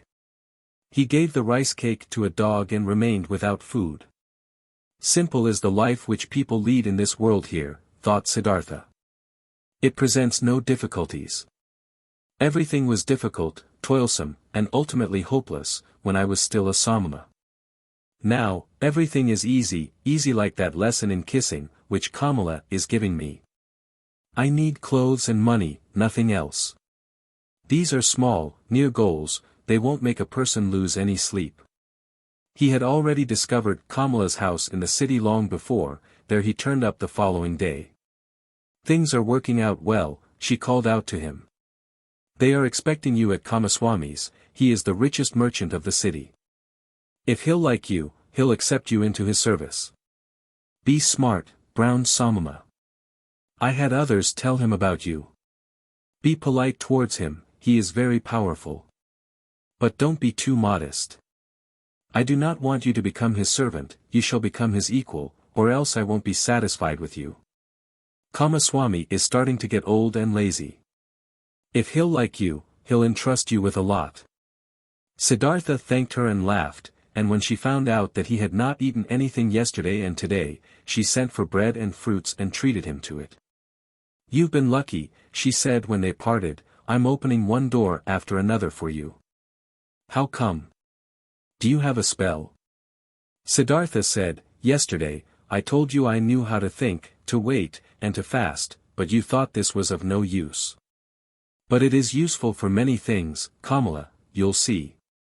You'll see that the stupid Samamas are learning and able to do many pretty things in the forest, which the likes of you aren't capable of. The day before yesterday, I was still a shaggy beggar, as soon as yesterday I have kissed Kamala, and soon I'll be a merchant and have money and all those things you insist upon. Well yes, she admitted. But where would you be without me? What would you be, if Kamala wasn't helping you? Dear Kamala, said Siddhartha and straightened up to his full height, when I came to you into your grove, I did the first step. It was my resolution to learn love from this most beautiful woman. From that moment on when I had made this resolution, I also knew that I would carry it out. I knew that you would help me, at your first glance at the entrance of the grove I already knew it. But what if I hadn't been willing? You were willing. Look, Kamala, when you throw a rock into the water, it will speed on the fastest course to the bottom of the water. This is how it is when Siddhartha has a goal, a resolution.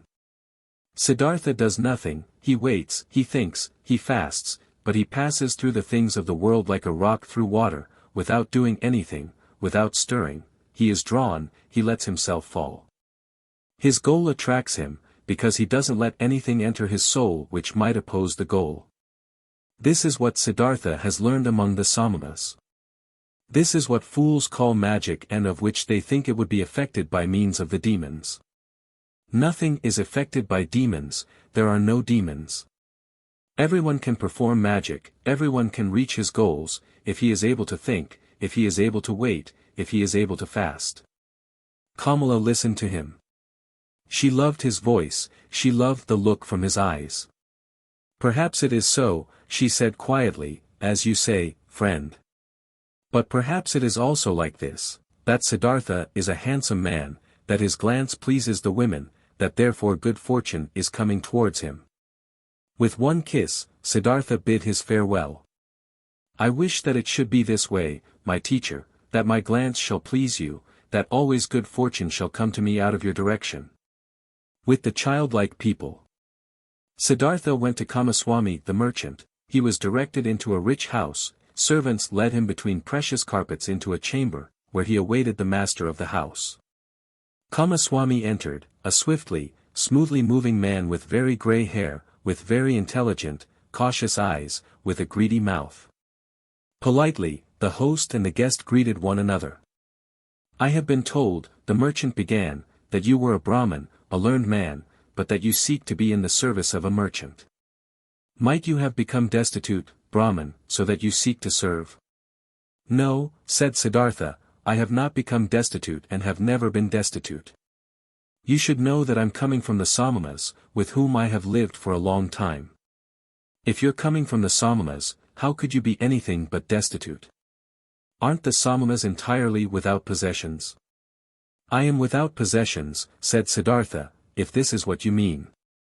Surely, I am without possessions. But I am so voluntarily, and therefore I am not destitute.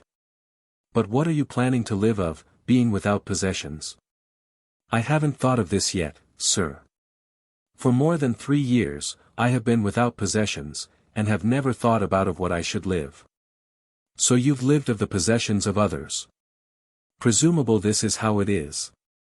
After all, a merchant also lives of what other people own. Well said. But he wouldn't take anything from another person for nothing, he would give his merchandise in return.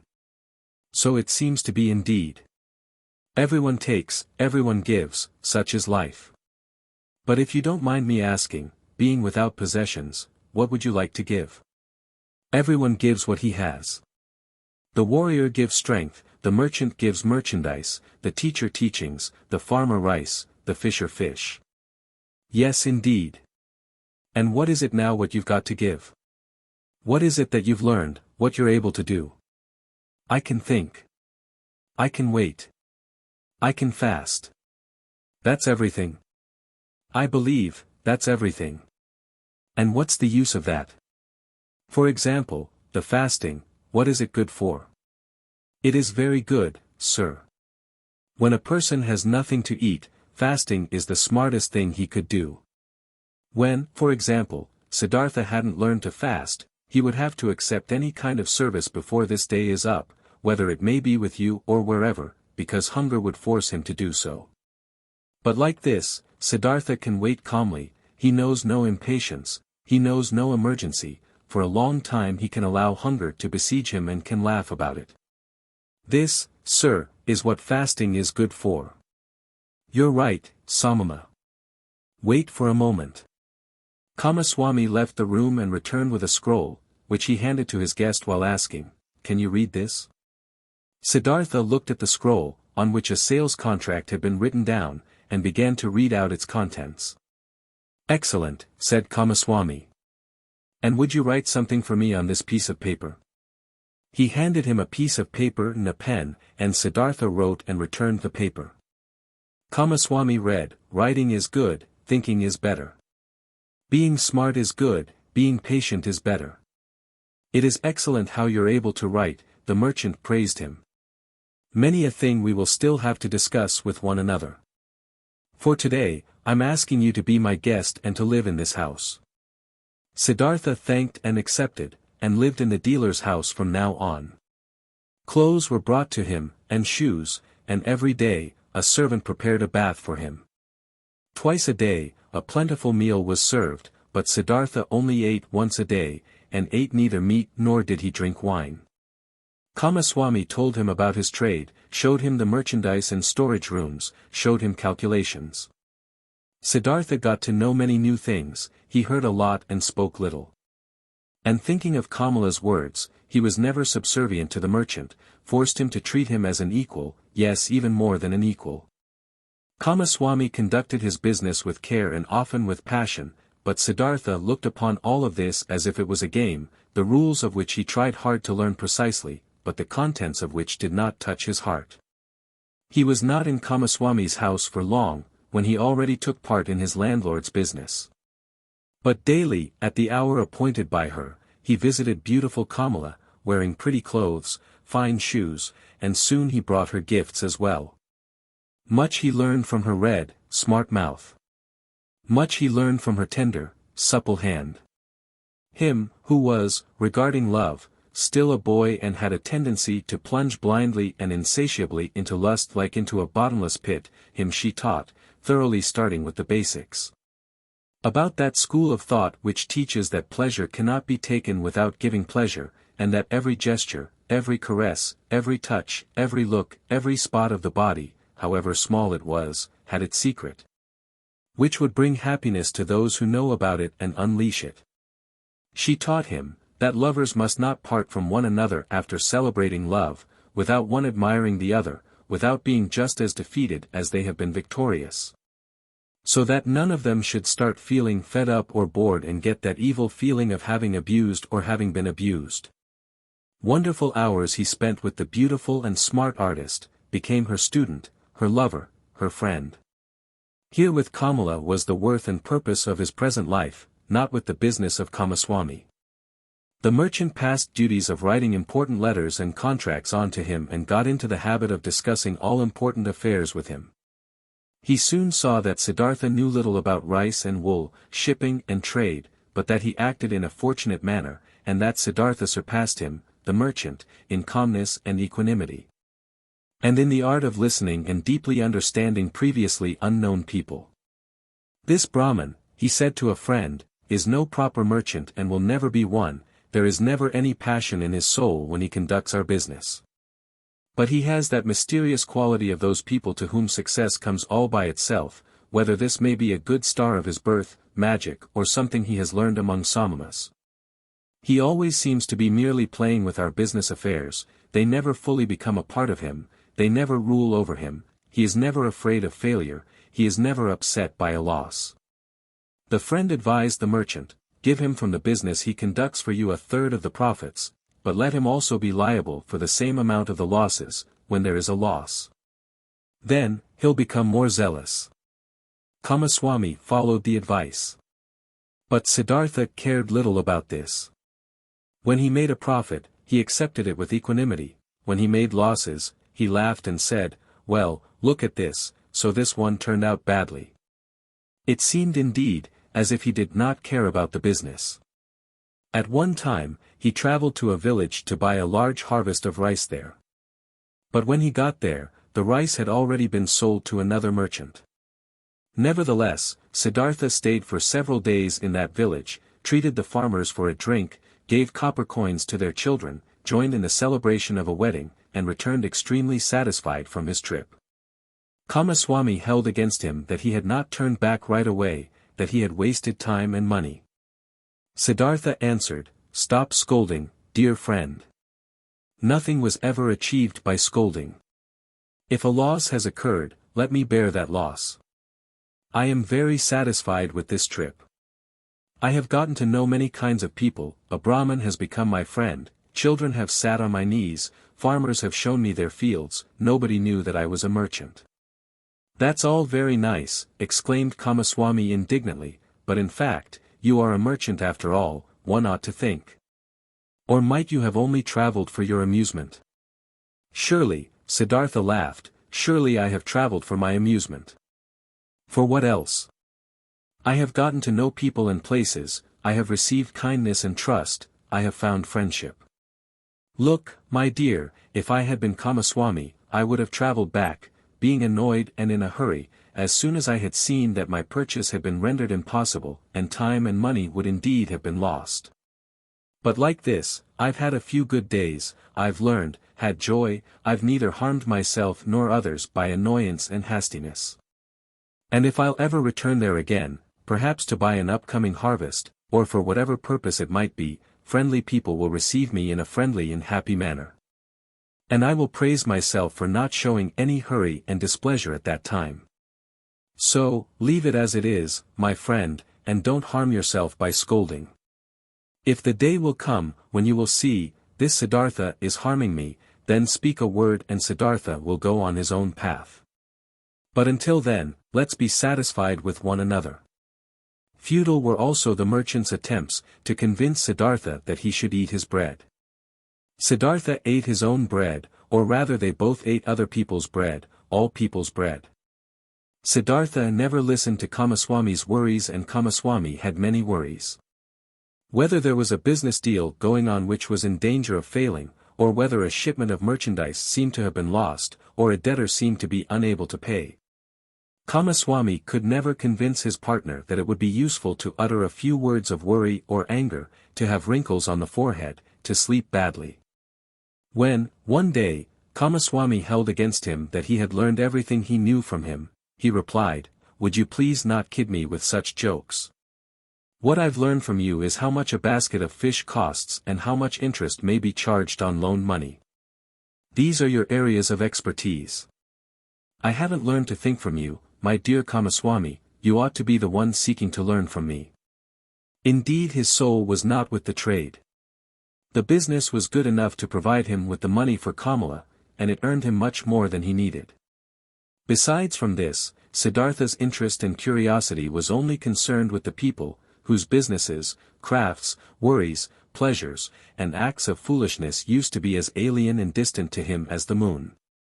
However easily he succeeded in talking to all of them, in living with all of them, in learning from all of them, he was still aware that there was something which separated him from them, and this separating factor was him being a samana. He saw mankind going through life in a childlike or animal-like manner, which he loved and also despised at the same time. He saw them toiling, saw them suffering, and becoming grey for the sake of things which seemed to him entirely unworthy of this price, for money, for little pleasures, for being slightly honored. He saw them scolding and insulting each other. He saw them complaining about pain at which a samana would only smile, and suffering because of deprivations which a samana would not feel. He was open to everything these people brought his way. Welcome was the merchant who offered him linen for sale, welcome was the debtor who sought another loan, welcome was the beggar who told him for 1 hour the story of his poverty and who was not half as poor as any given samana.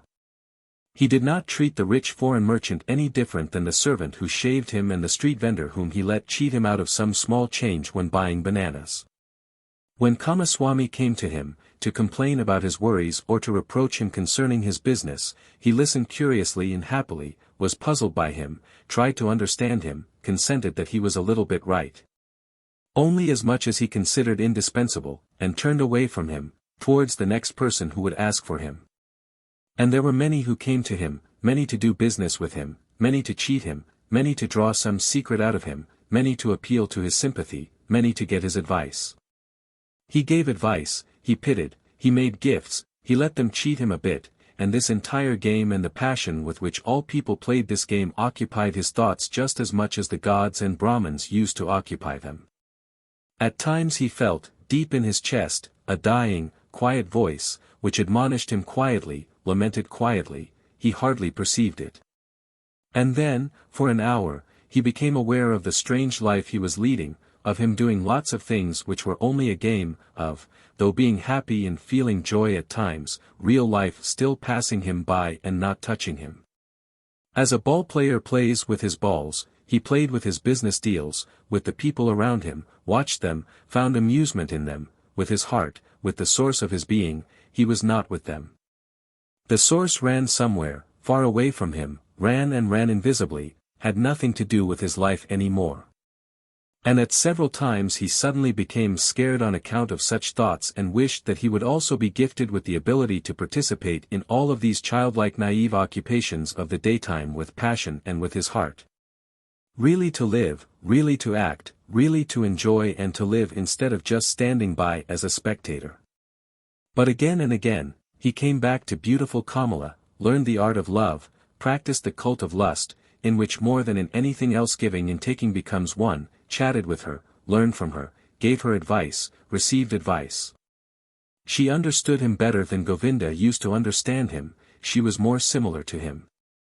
Once, he said to her, "You are like me, you are different from most people. You are Kamala, nothing else, and inside of you, there is a peace and refuge, to which you can go at every hour of the day and be at home at yourself, as I can also do. Few people have this, and yet all could have it." "Not all people are smart," said Kamala. "No," said Siddhartha, "that's not the reason why. Kamaswami is just as smart as I, and still has no refuge in himself. Others have it, who are small children with respect to their mind. Most people, Kamala, are like a falling leaf, which is blown and is turning around through the air, and wavers, and tumbles to the ground. But others, a few, are like stars, they go on a fixed course, no wind reaches them, in themselves they have their law and their course. Among all the learned men and Samanas, of which I knew many, there was one of this kind, a perfected one, I'll never be able to forget him. It is that GOTAMA, the exalted one, who is spreading those teachings. Thousands of followers are listening to his teachings every day, follow his instructions every hour, but they are all falling leaves, not in themselves they have teachings and the law." Kamala looked at him with a smile. "Again, you're talking about him," she said, "again, you're having a Samanas thoughts." Siddhartha said nothing, and they played the game of love, one of the 30 or 40 different games Kamala knew. Her body was flexible like that of a jaguar and like the bow of a hunter. He who had learned from her how to make love, was knowledgeable of many forms of lust, many secrets. For a long time, she played with Siddhartha, enticed him, rejected him, forced him, embraced him, enjoyed his masterful skills, until he was defeated and rested exhausted by her side. The courtesan bent over him, took a long look at his face, at his eyes, which had grown tired. "You are the best lover," she said thoughtfully, "I ever saw. You're stronger than others, more supple, more willing.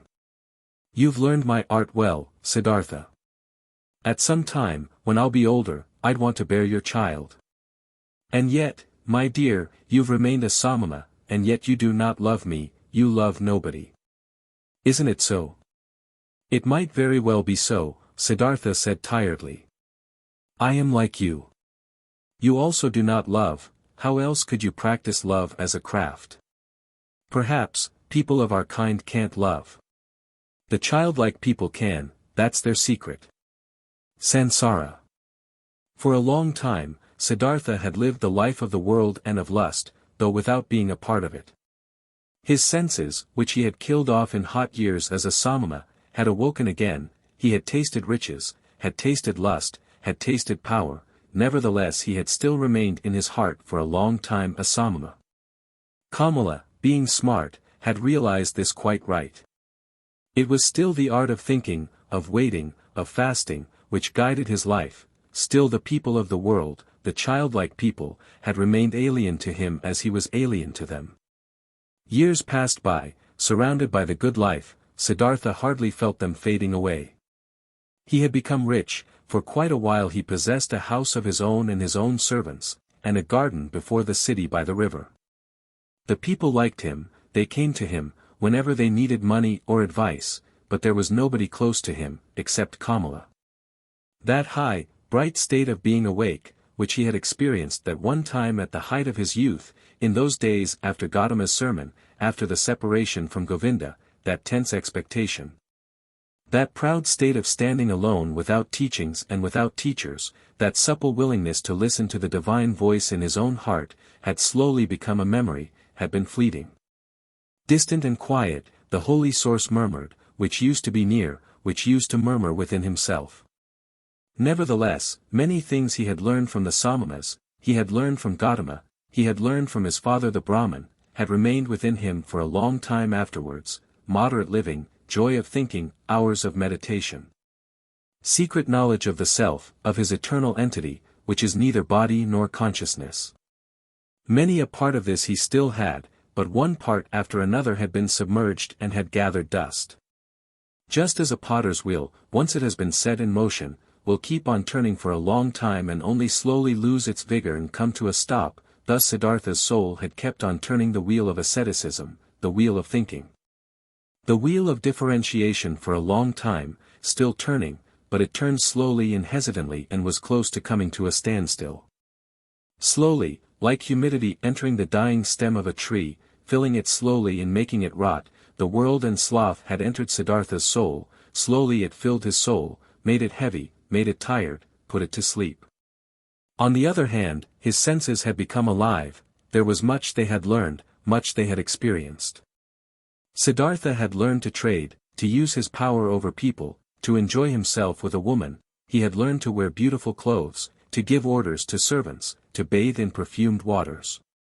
He had learned to eat tenderly and carefully prepared food, even fish, even meat and poultry, spices and sweets, and to drink wine, which causes sloth and forgetfulness. He had learned to play with dice and on a chessboard, to watch dancing girls, to have himself carried about in a sedan chair, to sleep on a soft bed. But still he had felt different from and superior to the others. Always he had watched them with some mockery, some mocking disdain, with the same disdain which a Samana constantly feels for the people of the world. When Kamaswami was ailing, when he was annoyed, when he felt insulted, when he was vexed by his worries as a merchant, Siddhartha had always watched it with mockery. Just slowly and imperceptibly, as the harvest seasons and rainy seasons passed by, his mockery had become more tired, his superiority had become more quiet. Just slowly, among his growing riches, Siddhartha had assumed something of the childlike people's ways for himself, something of their childlikeness and of their fearfulness. And yet, he envied them just the more similar he became to them. He envied them for the one thing that was missing from him and that they had, the importance they were able to attach to their lives, the amount of passion in their joys and fears, the fearful but sweet happiness of being constantly in love. These people were all of the time in love with themselves, with women, with their children, with honors or money, with plans or hopes. But he did not learn this from them, this out of all things, this joy of a child and this foolishness of a child. He learned from them out of all things the unpleasant ones, which he himself despised. It happened more and more often that, in the morning after having had company the night before, he stayed in bed for a long time, felt unable to think and tired. It happened that he became angry and impatient, when Kamaswami bored him with his worries. It happened that he laughed just too loud when he lost a game of dice. His face was still smarter and more spiritual than others, but it rarely laughed, and assumed, one after another, those features which are so often found in the faces of rich people, those features of discontent, of sickliness, of ill humor, of sloth, of a lack of love. Slowly the disease of the soul, which rich people have, grabbed hold of him. Like a veil, like a thin mist, tiredness came over Siddhartha, slowly, getting a bit denser every day, a bit murkier every month, a bit heavier every year. As a new dress becomes old in time, loses its beautiful color in time, gets stains, gets wrinkles, gets worn off at the seams, and starts to show threadbare spots here and there, thus Siddhartha's new life, which he had started after his separation from Govinda, had grown old, lost color and splendor as the years passed by, was gathering wrinkles and stains, and hidden at bottom, already showing its ugliness here and there. Disappointment and disgust were waiting. Siddhartha did not notice it. He only noticed that this bright and reliable voice inside of him, which had awoken in him at that time and had ever guided him in his best times, had become silent. He had been captured by the world, by lust, covetousness, sloth, and finally also by that vice which he had used to despise and mock the most as the most foolish one of all vices, greed. Property, possessions, and riches also had finally captured him. They were no longer a game and trifles to him, had become a shackle and a burden. In a strange and devious way, Siddhartha had gotten into this final and most base of all dependencies, by means of the game of dice. It was since that time, when he had stopped being a Samana in his heart, that Siddhartha began to play the game for money and precious things, which he at other times only joined with a smile and casually as a custom of the childlike people. With an increasing rage and passion. He was a feared gambler, few dared to take him on, so high and audacious were his stakes. He played the game due to a pain of his heart, losing and wasting his wretched money in the game brought him an angry joy, in no other way he could demonstrate his disdain for wealth, the merchant's false god, more clearly and more mockingly. Thus he gambled with high stakes and mercilessly, hating himself, mocking himself, won thousands, threw away thousands, lost money, lost jewelry, lost a house in the country, won again, lost again. That fear, that terrible and petrifying fear, which he felt while he was rolling the dice, while he was worried about losing high stakes, that fear he loved and sought to always renew it, always increase it, always get it to a slightly higher level. For in this feeling alone he still felt something like happiness, something like an intoxication, something like an elevated form of life in the midst of his saturated, lukewarm, dull life.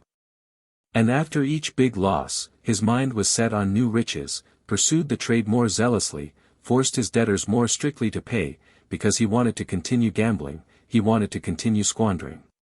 Continue demonstrating his disdain of wealth. Siddhartha lost his calmness when losses occurred, lost his patience when he was not paid on time, lost his kindness towards beggars, lost his disposition for giving away and loaning money to those who petitioned him. He, who gambled away tens of thousands at one roll of the dice and laughed at it, became more strict and more petty in his business, occasionally dreaming at night about money. And whenever he woke up from this ugly spell, whenever he found his face in the mirror at the bedroom's wall to have aged and become more ugly, whenever embarrassment and disgust came over him, he continued fleeing into a new game. Fleeing into a numbing of his mind brought on by sex, by wine, and from there he fled back into the urge to pile up and obtain possessions. In this pointless cycle he ran, growing tired, growing old, growing ill. Then the time came when a dream warned him. He had spent the hours of the evening with KAMALA, in her beautiful pleasure garden. They had been sitting under the trees, talking, and KAMALA had said thoughtful words, words behind which a sadness and tiredness lay hidden. She had asked him to tell her about GOTAMA, and could not hear enough of him, how clear his eyes, how still and beautiful his mouth, how kind his smile, how peaceful his walk had been. For a long time, he had to tell her about the exalted Buddha, and KAMALA had sighed and had said, "One day, perhaps soon, I'll also follow that Buddha. I'll give him my pleasure garden for a gift and take my refuge in his teachings." But after this, she had aroused him, and had tied him to her in the act of making love with painful fervor, biting and in tears, as if, once more, she wanted to squeeze the last sweet drop out of this vain, fleeting pleasure. Never before, it had become so strangely clear to Siddhartha, how closely lust was akin to death. Then he had lain by her side, and KAMALA's face had been close to him, and under her eyes and next to the corners of her mouth he had, as clearly as never before, read a fearful inscription, an inscription of small lines, of slight grooves. An inscription reminiscent of autumn and old age, just as Siddhartha himself, who was only in his 40s, had already noticed, here and there, grey hairs among his black ones. Tiredness was written on KAMALA's beautiful face, tiredness from walking a long path, which has no happy destination, tiredness and the beginning of withering and concealed, still unsaid, perhaps not even conscious anxiety, fear of old age. Fear of the autumn, fear of having to die. With a sigh, he had bid his farewell to her, the soul full of reluctance, and full of concealed anxiety. Then, Siddhartha had spent the night in his house with dancing girls and wine, had acted as if he was superior to them, towards the fellow members of his caste, though this was no longer true. Had drunk much wine and gone to bed a long time after midnight, being tired and yet excited, close to weeping and despair, and had for a long time sought to sleep in vain, his heart full of misery which he thought he could not bear any longer. Full of a disgust which he felt penetrating his entire body like the lukewarm, repulsive taste of the wine, the just too sweet, dull music, the just too soft smile of the dancing girls, the just too sweet scent of their hair and breasts. But more than by anything else, he was disgusted by himself, by his perfumed hair, by the smell of wine from his mouth, by the flabby tiredness and listlessness of his skin. Like when someone, who has eaten and drunk far too much, vomits it back up again with agonizing pain and is nevertheless glad about the relief, thus this sleepless man wished to free himself of these pleasures, these habits and all of this pointless life and himself, in an immense burst of disgust. Not until the light of the morning and the beginning of the first activities in the street before his city house, he had slightly fallen asleep, had found for a few moments a half unconsciousness, a hint of sleep. In those moments, he had a dream. Kamala owned a small, rare singing bird in a golden cage. Of this bird, he dreamt. He dreamt, this bird had become mute, who at other times always used to sing in the morning, and since this arose his attention, he stepped in front of the cage and looked inside. There the small bird was dead and lay stiff on the ground. He took it out, weighed it for a moment in his hand, and then threw it away, out in the street, and in the same moment, he felt terribly shocked, and his heart hurt. As if he had thrown away from himself all value and everything good by throwing out this dead bird. Starting up from this dream, he felt encompassed by a deep sadness. Worthless, so it seemed to him, worthless and pointless was the way he had been going through life. Nothing which was alive, nothing which was in some way delicious or worth keeping he had left in his hands. Alone he stood there and empty like a castaway on the shore. With a gloomy mind, Siddhartha went to the pleasure garden he owned, locked the gate, sat down under a mango tree, felt death in his heart and horror in his chest, sat and sensed how everything died in him, withered in him, came to an end in him. By and by, he gathered his thoughts, and in his mind, he once again went the entire path of his life, starting with the first days he could remember. When was there ever a time when he had experienced happiness, felt a true bliss? Oh yes, several times he had experienced such a thing. In his years as a boy, he had had a taste of it, when he had obtained praise from the Brahmins, he had felt it in his heart. There is a path in front of the one who has distinguished himself in the recitation of the holy verses. In the dispute with the learned ones, as an assistant in the offerings. Then, he had felt it in his heart, there is a path in front of you, you are destined for, the gods are awaiting you. And again, as a young man, when the ever-rising, upward fleeing, goal of all thinking had ripped him out of and up from the multitude of those seeking the same goal, when he wrestled in pain for the purpose of Brahman. When every obtained knowledge only kindled new thirst in him, then again he had, in the midst of the thirst, in the midst of the pain felt this very same thing, go on. Go on.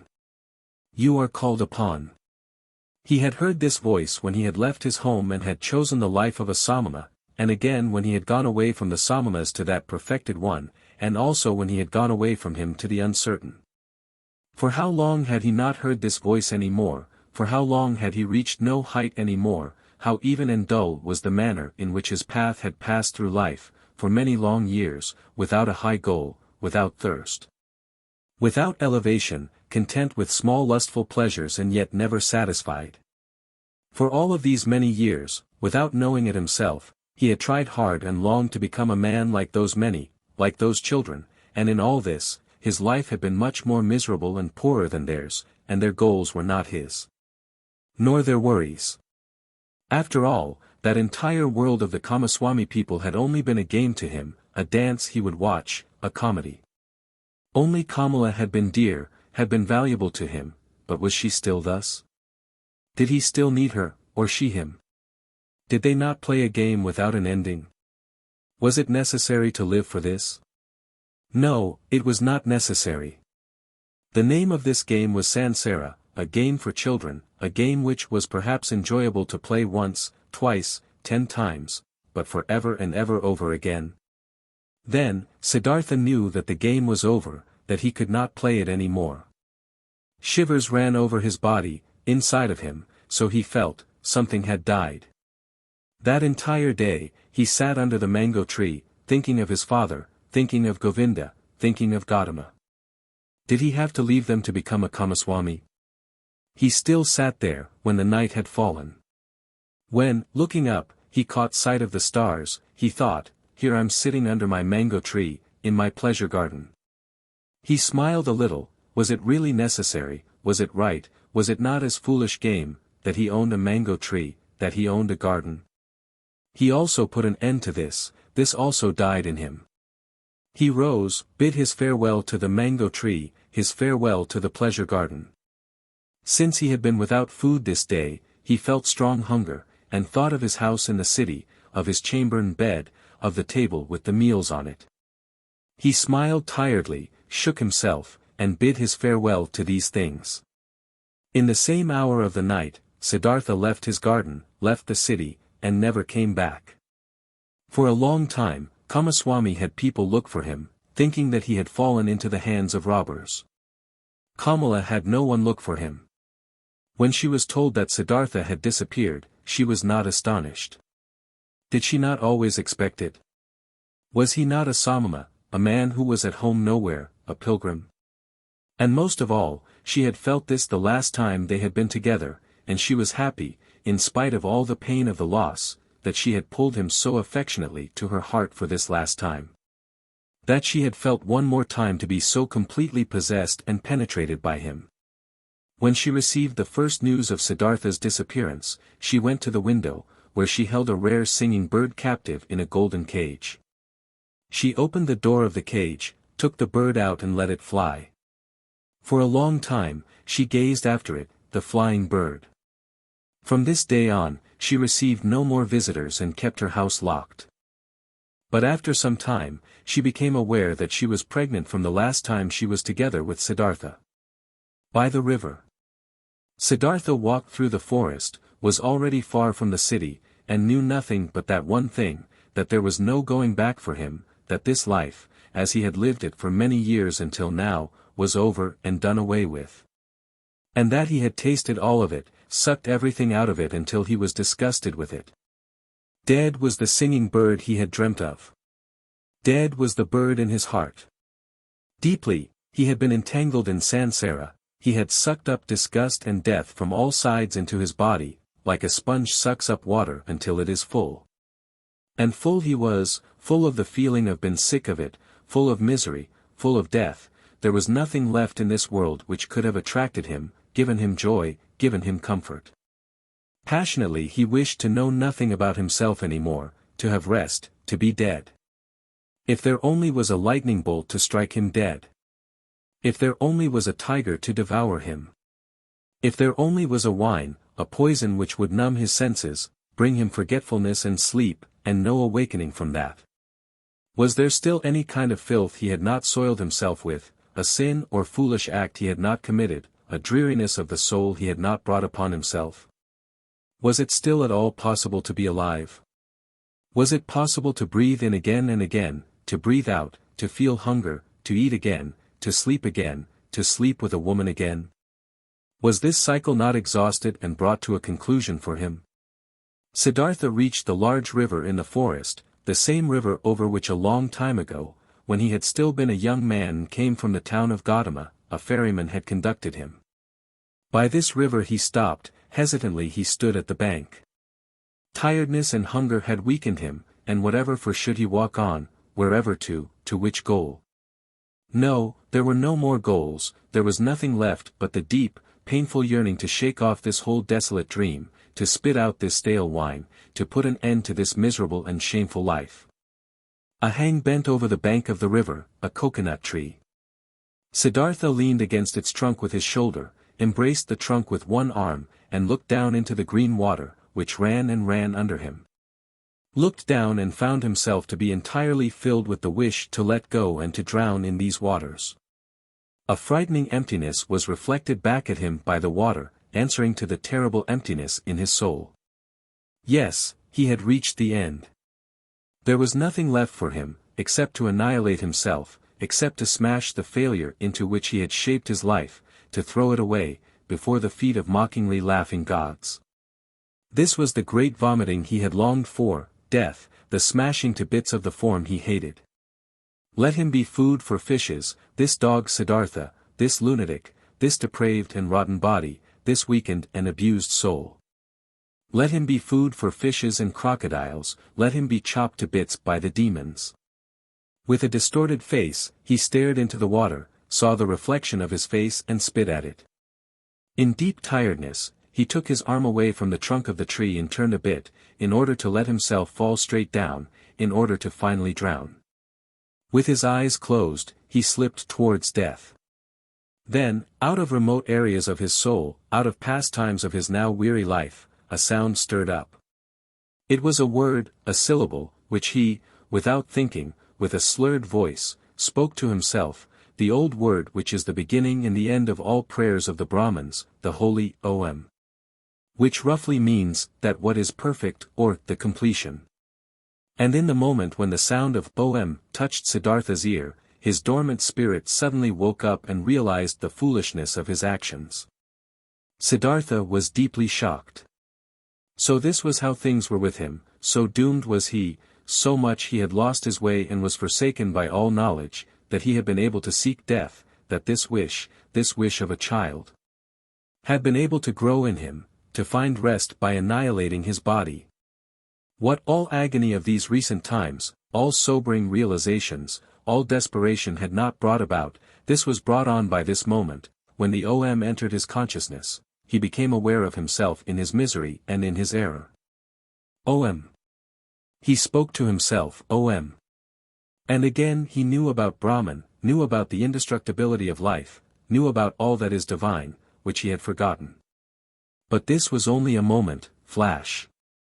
By the foot of the coconut tree, Siddhartha collapsed, struck down by tiredness, mumbling Om, placed his head on the root of the tree and fell into a deep sleep.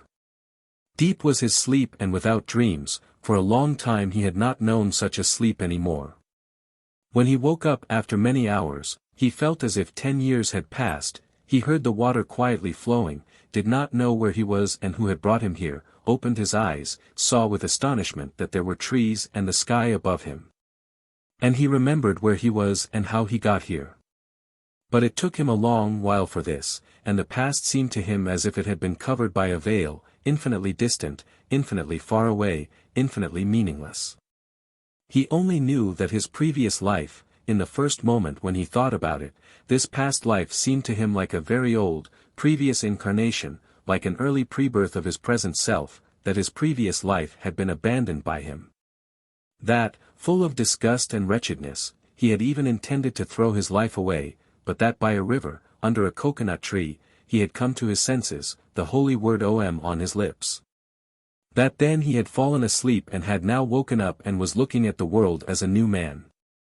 Quietly, he spoke the word Om to himself, speaking which he had fallen asleep, and it seemed to him as if his entire long sleep had been nothing but a long meditative recitation of Om, a thinking of Om, a submergence and complete entering into Om. Into the nameless, the perfected. What a wonderful sleep had this been! Never before by sleep, he had been thus refreshed, thus renewed, thus rejuvenated. Perhaps, he had really died, had drowned and was reborn in a new body. But no, he knew himself, he knew his hands and his feet, knew the place where he lay, knew this self in his chest, this Siddhartha, the eccentric, the weird one, but this Siddhartha was nevertheless transformed, was renewed. Was strangely well rested, strangely awake, joyful and curious. Siddhartha straightened up, then he saw a person sitting opposite to him, an unknown man, a monk in a yellow robe with a shaven head, sitting in the position of pondering. He observed the man, who had neither hair on his head nor a beard, and he had not observed him for long when he recognized this monk as Govinda, the friend of his youth, Govinda who had taken his refuge with the exalted Buddha. Govinda had aged, he too, but still his face bore the same features, expressed zeal, faithfulness, searching, timidness. But when Govinda now, sensing his gaze, opened his eyes and looked at him, Siddhartha saw that Govinda did not recognize him. Govinda was happy to find him awake, apparently, he had been sitting here for a long time and been waiting for him to wake up, though he did not know him. I have been sleeping, said Siddhartha. However did you get here? You have been sleeping, answered Govinda. It is not good to be sleeping in such places, where snakes often are and the animals of the forest have their paths. I, O sir, am a follower of the exalted GOTAMA, the Buddha, the Sakyamuni, and have been on a pilgrimage together with several of us on this path, when I saw you lying and sleeping in a place where it is dangerous to sleep. Therefore, I sought to wake you up, O sir, and since I saw that your sleep was very deep, I stayed behind from my group and sat with you. And then, so it seems, I have fallen asleep myself, I who wanted to guard your sleep. Badly, I have served you, tiredness has overwhelmed me. But now that you're awake, let me go to catch up with my brothers. I thank you, Samana, for watching out over my sleep, spoke Siddhartha. You're friendly, you followers of the Exalted One. Now you may go then. I'm going, sir. May you, sir, always be in good health. I thank you, Samana. Govinda made the gesture of a salutation and said, farewell. Farewell, Govinda, said Siddhartha. The monk stopped. Permit me to ask, sir, from where do you know my name? Now, Siddhartha smiled. I know you, O Govinda, from your father's hut, and from the school of the Brahmins, and from the offerings, and from our walk to the Samanas, and from that hour when you took your refuge with the Exalted One in the grove Jetavana. You're Siddhartha, Govinda exclaimed loudly. Now, I'm recognizing you, and don't comprehend any more how I couldn't recognize you right away. Be welcome, Siddhartha, my joy is great, to see you again. It also gives me joy, to see you again. You've been the guard of my sleep, again I thank you for this, though I wouldn't have required any guard. Where are you going to, O friend? I'm going nowhere. We monks are always traveling, whenever it is not the rainy season, we always move from one place to another, live according to the rules of the teachings passed on to us, accept alms, move on. It is always like this. But you, Siddhartha, where are you going to? Quoth Siddhartha, with me too, friend, it is as it is with you. I'm going nowhere. I'm just traveling. I'm on a pilgrimage. Govinda spoke, you're saying, you're on a pilgrimage, and I believe you. But, forgive me, O Siddhartha, you do not look like a pilgrim. You're wearing a rich man's garments, you're wearing the shoes of a distinguished gentleman, and your hair, with the fragrance of perfume, is not a pilgrim's hair, not the hair of a samana. Right so, my dear, you have observed well, your keen eyes see everything. But I haven't said to you that I was a samana. I said, I'm on a pilgrimage. And so it is, I'm on a pilgrimage. You're on a pilgrimage, said Govinda. But few would go on a pilgrimage in such clothes, few in such shoes, few with such hair. Never I have met such a pilgrim, being a pilgrim myself for many years. I believe you, my dear Govinda. But now, today, you've met a pilgrim just like this, wearing such shoes, such a garment. Remember, my dear, not eternal is the world of appearances, not eternal, anything but eternal are our garments and the style of our hair, and our hair and bodies themselves. I'm wearing a rich man's clothes, you've seen this quite right. I'm wearing them, because I have been a rich man, and I'm wearing my hair like the worldly and lustful people, for I have been one of them. And now, Siddhartha, what are you now? I don't know it just like you. I'm traveling. I was a rich man and am no rich man any more, and what I'll be tomorrow, I don't know. You've lost your riches. I've lost them or they me. They somehow happen to slip away from me. The wheel of physical manifestations is turning quickly, Govinda. Where is Siddhartha the Brahmin? Where is Siddhartha the Samana? Where is Siddhartha the rich man? Non-eternal things change quickly, Govinda, you know it. Govinda looked at the friend of his youth for a long time, with doubt in his eyes. After that, he gave him the salutation which one would use on a gentleman and went on his way. With a smiling face, Siddhartha watched him leave, he loved him still, this faithful man, this fearful man. And how could he not have loved everybody and everything in this moment, in the glorious hour after his wonderful sleep, filled with OM. The enchantment, which had happened inside of him in his sleep and by means of the OM, was this very thing that he loved everything, that he was full of joyful love for everything he saw. And it was this very thing, so it seemed to him now, which had been his sickness before, that he was not able to love anybody or anything. With a smiling face, Siddhartha watched the leaving monk. The sleep had strengthened him much, but hunger gave him much pain, for by now he had not eaten for 2 days, and the times were long past when he had been tough against hunger. With sadness, and yet also with a smile, he thought of that time.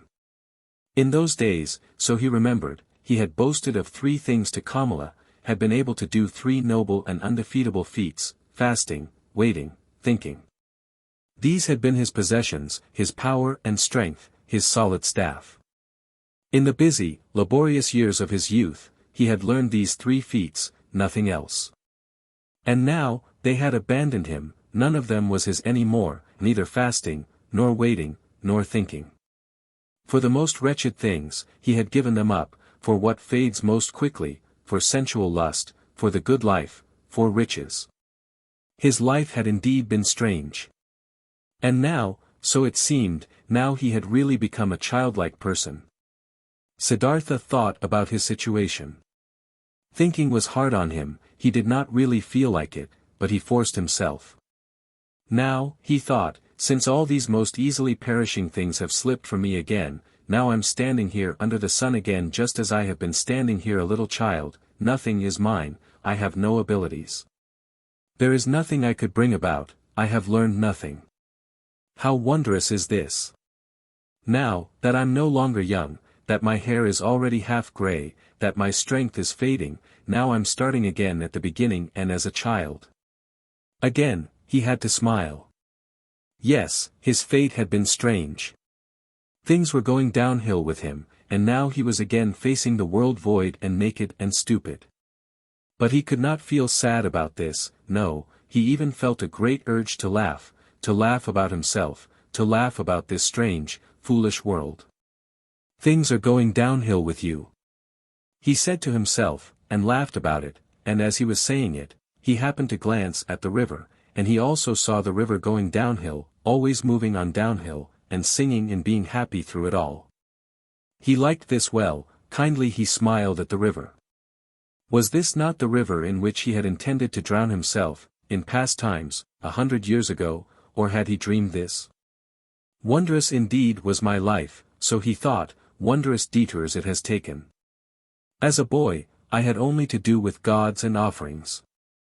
As a youth, I had only to do with asceticism, with thinking and meditation, was searching for Brahman, worshipped the eternal in the Atman. But as a young man, I followed the penitents, lived in the forest, suffered of heat and frost, learned to hunger, taught my body to become dead. Wonderfully, soon afterwards, insight came towards me in the form of the great Buddha's teachings, I felt the knowledge of the oneness of the world circling in me like my own blood. But I also had to leave Buddha and the great knowledge.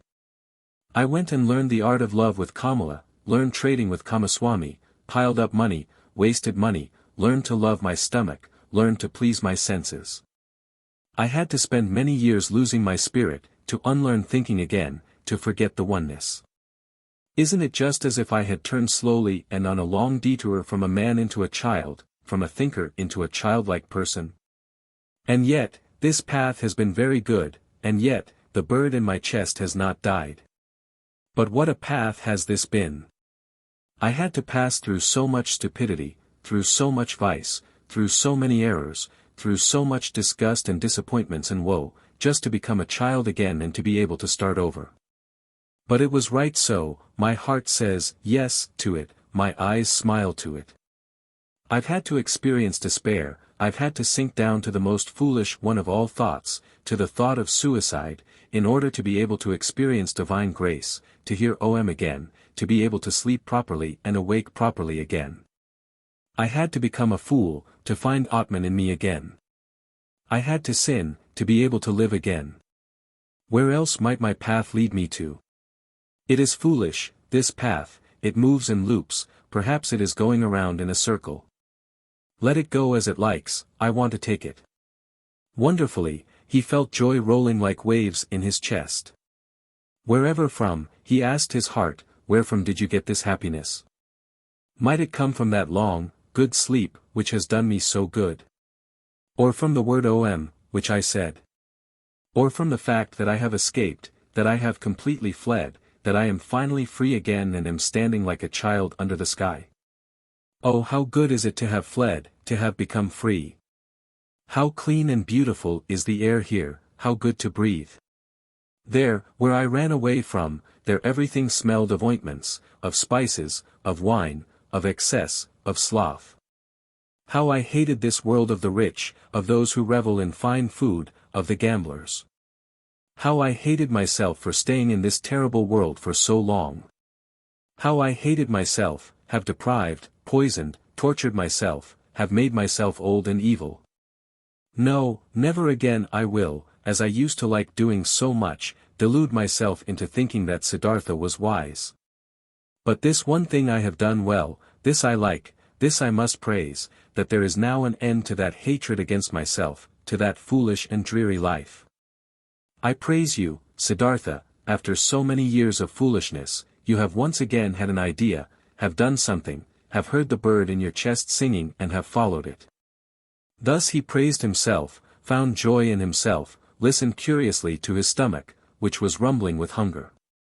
He had now, so he felt, in these recent times and days, completely tasted and spit out, devoured up to the point of desperation and death, a piece of suffering, a piece of misery. Like this, it was good. For much longer, he could have stayed with Kamaswami, made money, wasted money, filled his stomach, and let his soul die of thirst. For much longer he could have lived in this soft, well-upholstered hell, if this had not happened, the moment of complete hopelessness and despair, that most extreme moment, when he hung over the rushing waters and was ready to destroy himself. That he had felt this despair, this deep disgust, and that he had not succumbed to it, that the bird, the joyful source and voice in him was still alive after all, this was why he felt joy, this was why he laughed. This was why his face was smiling brightly under his hair which had turned grey. It is good, he thought, to get a taste of everything for oneself, which one needs to know. That lust for the world and riches do not belong to the good things, I have already learned as a child. I have known it for a long time, but I have experienced only now. And now I know it, don't just know it in my memory, but in my eyes, in my heart, in my stomach. Good for me, to know this. For a long time, he pondered his transformation, listened to the bird, as it sang for joy. Had not this bird died in him, had he not felt its death? No, something else from within him had died, something which already for a long time had yearned to die. Was it not this what he used to intend to kill in his ardent years as a penitent? Was this not his self, his small, frightened, and proud self, he had wrestled with for so many years, which had defeated him again and again, which was back again after every killing, prohibited joy, felt fear? Was it not this, which today had finally come to its death, here in the forest, by this lovely river? Was it not due to this death, that he was now like a child, so full of trust, so without fear, so full of joy? Now Siddhartha also got some idea of why he had fought this self in vain as a Brahmin, as a penitent. Too much knowledge had held him back, too many holy verses, too many sacrificial rules, too much self-castigation, so much doing in striving for that goal. Full of arrogance, he had been, always the smartest, always working the most, always one step ahead of all others, always the knowing and spiritual one, always the priest or wise one. Into being a priest, into this arrogance, into this spirituality, his self had retreated, there it sat firmly and grew, while he thought he would kill it by fasting and penance. Now he saw it and saw that the secret voice had been right, that no teacher would ever have been able to bring about his salvation. Therefore, he had to go out into the world, lose himself to lust and power, to woman and money, had to become a merchant, a dice gambler, a drinker, and a greedy person, until the priest and Samana in him was dead. Therefore, he had to continue bearing these ugly years, bearing the disgust, the teachings, the pointlessness of a dreary and wasted life up to the end, up to bitter despair, until Siddhartha the lustful, Siddhartha the greedy could also die. He had died, a new Siddhartha had woken up from the sleep. He would also grow old, he would also eventually have to die, mortal was Siddhartha, mortal was every physical form. But today he was young, was a child, the new Siddhartha, and was full of joy. He thought these thoughts, listened with a smile to his stomach, listened gratefully to a buzzing bee. Cheerfully, he looked into the rushing river. Never before he had liked a water so well as this one, never before he had perceived the voice and the parable of the moving water thus strongly and beautifully. It seemed to him, as if the river had something special to tell him, something he did not know yet, which was still awaiting him. In this river, Siddhartha had intended to drown himself, in it the old, tired, desperate Siddhartha had drowned today. But the new Siddhartha felt a deep love for this rushing water, and decided for himself, not to leave it very soon. The ferryman. By this river I want to stay, thought Siddhartha. It is the same which I have crossed a long time ago on my way to the childlike people. A friendly ferryman had guided me then. He is the one I want to go to, starting out from his hut. My path had led me at that time into a new life, which had now grown old and is dead. My present path, my present new life, shall also take its start there. Tenderly, he looked into the rushing water, into the transparent green, into the crystal lines of its drawing, so rich in secrets. Bright pearls he saw rising from the deep, quiet bubbles of air floating on the reflecting surface, the blue of the sky being depicted in it. With 1,000 eyes, the river looked at him, with green ones, with white ones, with crystal ones, with sky-blue ones. How did he love this water, how did it delight him, how grateful was he to it. In his heart he heard the voice talking, which was newly awaking, and it told him, love this water. Stay near it. Learn from it. Oh yes, he wanted to learn from it, he wanted to listen to it. He who would understand this water and its secrets, so it seemed to him, would also understand many other things, many secrets, all secrets. But out of all secrets of the river, he today only saw one, this one touched his soul. He saw, this water ran and ran, incessantly it ran, and was nevertheless always there, was always at all times the same and yet new in every moment. Great be he who would grasp this, understand this. He understood and grasped it not, only felt some idea of it stirring, a distant memory, divine voices. Siddhartha rose, the workings of hunger in his body became unbearable. In a daze he walked on, up the path by the bank, upriver, listened to the current, listened to the rumbling hunger in his body. When he reached the ferry, the boat was just ready, and the same ferryman who had once transported the young Samana across the river, stood in the boat. Siddhartha recognized him, he had also aged very much. Would you like to ferry me over? He asked. The ferryman, being astonished to see such an elegant man walking along and on foot, took him into his boat and pushed it off the bank. It's a beautiful life you have chosen for yourself, the passenger spoke. It must be beautiful to live by this water every day and to cruise on it. With a smile, the man at the oar moved from side to side. It is beautiful, sir, it is as you say. But isn't every life, isn't every work beautiful? This may be true. But I envy you for yours. Ah, you would soon stop enjoying it. This is nothing for people wearing fine clothes. Siddhartha laughed. Once before, I have been looked upon today because of my clothes, I have been looked upon with distrust. Wouldn't you, ferryman, like to accept these clothes, which are a nuisance to me, from me? For you must know, I have no money to pay your fare. You're joking, sir, the ferryman laughed. I'm not joking, friend. Behold, once before you have ferried me across this water in your boat for the immaterial reward of a good deed. Thus, do it today as well, and accept my clothes for it. And do you, sir, intend to continue traveling without clothes? Ah, most of all I wouldn't want to continue traveling at all. Most of all I would rather you, ferryman, gave me an old loincloth and kept me with you as your assistant, or rather as your trainee, for I'll have to learn first how to handle the boat. For a long time, the ferryman looked at the stranger, searching. Now I recognize you, he finally said. At one time, you've slept in my hut, this was a long time ago, possibly more than 20 years ago, and you've been ferried across the river by me, and we parted like good friends. Haven't you been a Samana? I can't think of your name any more. My name is Siddhartha, and I was a Samana, when you've last seen me. So be welcome, Siddhartha. My name is Vasudeva. You will, so I hope, be my guest today as well and sleep in my hut, and tell me, where you're coming from and why these beautiful clothes are such a nuisance to you. They had reached the middle of the river, and Vasudeva pushed the oar with more strength, in order to overcome the current.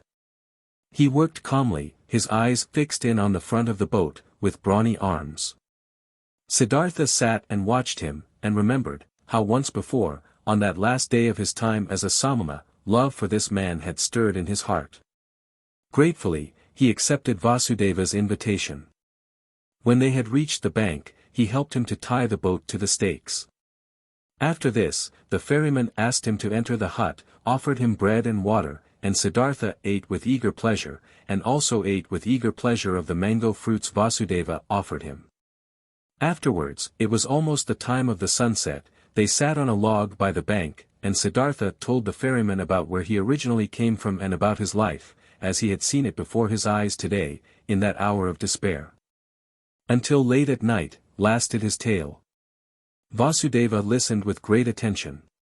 Listening carefully, he let everything enter his mind, birthplace and childhood, all that learning, all that searching, all joy, all distress. This was among the ferryman's virtues one of the greatest, like only a few, he knew how to listen. Without him having spoken a word, the speaker sensed how Vasudeva let his words enter his mind, quiet, open, waiting, how he did not lose a single one, awaited not a single one with impatience, did not add his praise or rebuke, was just listening.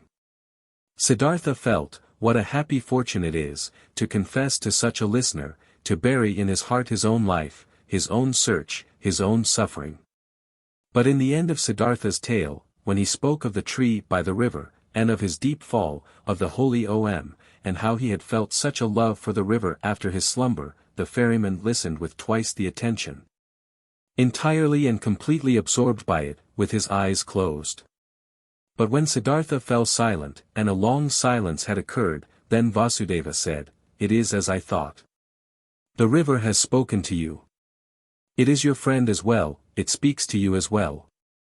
That is good, that is very good. Stay with me, Siddhartha, my friend. I used to have a wife, her bed was next to mine, but she has died a long time ago, for a long time, I have lived alone. Now, you shall live with me, there is space and food for both." "I thank you," said Siddhartha, "I thank you and accept. And I also thank you for this, Vasudeva, for listening to me so well. These people are rare who know how to listen. And I did not meet a single one who knew it as well as you did. I will also learn in this respect from you." "You will learn it," spoke Vasudeva, "but not from me. The river has taught me to listen, from it you will learn it as well. It knows everything, the river, everything can be learned from it. See, you've already learned this from the water too, that it is good to strive downwards, to sink, to seek depth. The rich and elegant Siddhartha is becoming an oarsman's servant, the learned Brahmin Siddhartha becomes a ferryman, this has also been told to you by the river. You'll learn that other thing from it as well." Quoth Siddhartha after a long pause, "What other thing, Vasudeva?" Vasudeva rose. "It is late," he said, "let's go to sleep. I can't tell you that other thing, O friend. You'll learn it, or perhaps you know it already. See, I'm no learned man, I have no special skill in speaking, I also have no special skill in thinking. All I'm able to do is to listen and to be godly, I have learned nothing else. If I was able to say and teach it, I might be a wise man, but like this I am only a ferryman, and it is my task to ferry people across the river. I have transported many, thousands. And to all of them, my river has been nothing but an obstacle on their travels. They traveled to seek money and business, and for weddings, and on pilgrimages, and the river was obstructing their path, and the ferryman's job was to get them quickly across that obstacle. But for some among thousands, a few, 4 or 5, the river has stopped being an obstacle, they have heard its voice, they have listened to it, and the river has become sacred to them, as it has become sacred to me. Let's rest now, Siddhartha. Siddhartha stayed with the ferryman and learned to operate the boat, and when there was nothing to do at the ferry, he worked with Vasudeva in the rice field, gathered wood, plucked the fruit off the banana trees. He learned to build an oar, and learned to mend the boat, and to weave baskets, and was joyful because of everything he learned, and the days and months passed quickly. But more than Vasudeva could teach him, he was taught by the river. Incessantly, he learned from it. Most of all, he learned from it to listen, to pay close attention with a quiet heart, with a waiting, open soul, without passion, without a wish, without judgment, without an opinion. In a friendly manner, he lived side by side with Vasudeva, and occasionally they exchanged some words, few and at length thought about words. Vasudeva was no friend of words, rarely, Siddhartha succeeded in persuading him to speak. "Did you," so he asked him at one time, "did you too learn that secret from the river, that there is no time?" Vasudeva's face was filled with a bright smile. "Yes, Siddhartha," he spoke. "It is this what you mean, isn't it, that the river is everywhere at once, at the source and at the mouth, at the waterfall, at the ferry, at the rapids, in the sea, in the mountains, everywhere at once. And that there is only the present time for it, not the shadow of the past, not the shadow of the future?" "This it is," said Siddhartha. "And when I had learned it, I looked at my life, and it was also a river, and the boy Siddhartha was only separated from the man Siddhartha and from the old man Siddhartha by a shadow, not by something real. Also, Siddhartha's previous births were no past, and his death and his return to Brahma was no future. Nothing was, nothing will be, everything is, everything has existence and is present." Siddhartha spoke with ecstasy. Deeply, this enlightenment had delighted him. Oh, was not all suffering time, were not all forms of tormenting oneself and being afraid time, was not everything hard, everything hostile in the world gone and overcome as soon as one had overcome time? As soon as time would have been put out of existence by one's thoughts. In ecstatic delight, he had spoken, but Vasudeva smiled at him brightly and nodded in confirmation. Silently he nodded, brushed his hand over Siddhartha's shoulder, turned back to his work. And once again, when the river had just increased its flow in the rainy season and made a powerful noise, then said Siddhartha, "Isn't it so, O friend, the river has many voices, very many voices? Hasn't it the voice of a king, and of a warrior, and of a bull, and of a bird of the night, and of a woman giving birth, and of a sighing man, and 1,000 other voices more?" "So it is," Vasudeva nodded, "all voices of the creatures are in its voice." "And do you know," Siddhartha continued, "what word it speaks, when you succeed in hearing all of its 10,000 voices at once?" Happily, Vasudeva's face was smiling, he bent over to Siddhartha and spoke the holy Om into his ear. And this had been the very thing which Siddhartha had also been hearing. And time after time, his smile became more similar to the ferryman's, became almost just as bright, almost just as thoroughly glowing with bliss, just as shining out of 1,000 small wrinkles, just as alike to a child's. Just as alike to an old man's. Many travelers, seeing the two ferrymen, thought they were brothers. Often, they sat in the evening together by the bank on the log, said nothing and both listened to the water, which was no water to them, but the voice of life, the voice of what exists, of what is eternally taking shape. And it happened from time to time that both, when listening to the river, thought of the same things, of a conversation from the day before yesterday, of one of their travelers, the face and fate of whom had occupied their thoughts, of death, of their childhood, and that they both in the same moment, when the river had been saying something good to them, looked at each other, both thinking precisely the same thing, both delighted about the same answer to the same question. There was something about this ferry and the two ferrymen which was transmitted to others, which many of the travelers felt. It happened occasionally that a traveler, after having looked at the face of one of the ferrymen, started to tell the story of his life, told about pains, confessed evil things, asked for comfort and advice. It happened occasionally that someone asked for permission to stay for a night with them to listen to the river. It also happened that curious people came, who had been told that there were two wise men, or sorcerers, or holy men living by that ferry. The curious people asked many questions, but they got no answers, and they found neither sorcerers nor wise men, they only found two friendly little old men, who seemed to be mute and to have become a bit strange and gaga. And the curious people laughed and were discussing how foolishly and gullibly the common people were spreading such empty rumors. The years passed by, and nobody counted them. Then, at one time, monks came by on a pilgrimage, followers of GOTAMA, the Buddha, who were asking to be ferried across the river, and by them the ferrymen were told that they were most hurriedly walking back to their great teacher. For the news had spread the Exalted One was deadly sick and would soon die his last human death, in order to become one with the salvation. It was not long, until a new flock of monks came along on their pilgrimage, and another one, and the monks as well as most of the other travelers and people walking through the land spoke of nothing else than of GOTAMA and his impending death. And as people are flocking from everywhere and from all sides, when they are going to war or to the coronation of a king, and are gathering like ants in droves, thus they flocked, like being drawn on by a magic spell, to where the great Buddha was awaiting his death, where the huge event was to take place and the great perfected one of an era was to become one with the glory. Often, Siddhartha thought in those days of the dying wise man, the great teacher, whose voice had admonished nations and had awoken hundreds of thousands, whose voice he had also once heard, whose holy face he had also once seen with respect. Kindly, he thought of him, saw his path to perfection before his eyes, and remembered with a smile those words which he had once, as a young man, said to him, the Exalted One. They had been, so it seemed to him, proud and precocious words. With a smile, he remembered them. For a long time he knew that there was nothing standing between GOTAMA and him any more, though he was still unable to accept his teachings. No, there was no teaching a truly searching person, someone who truly wanted to find, could accept. But he who had found, he could approve of any teachings, every path, every goal, there was nothing standing between him and all the other thousand any more who lived in that what is eternal, who breathed what is divine.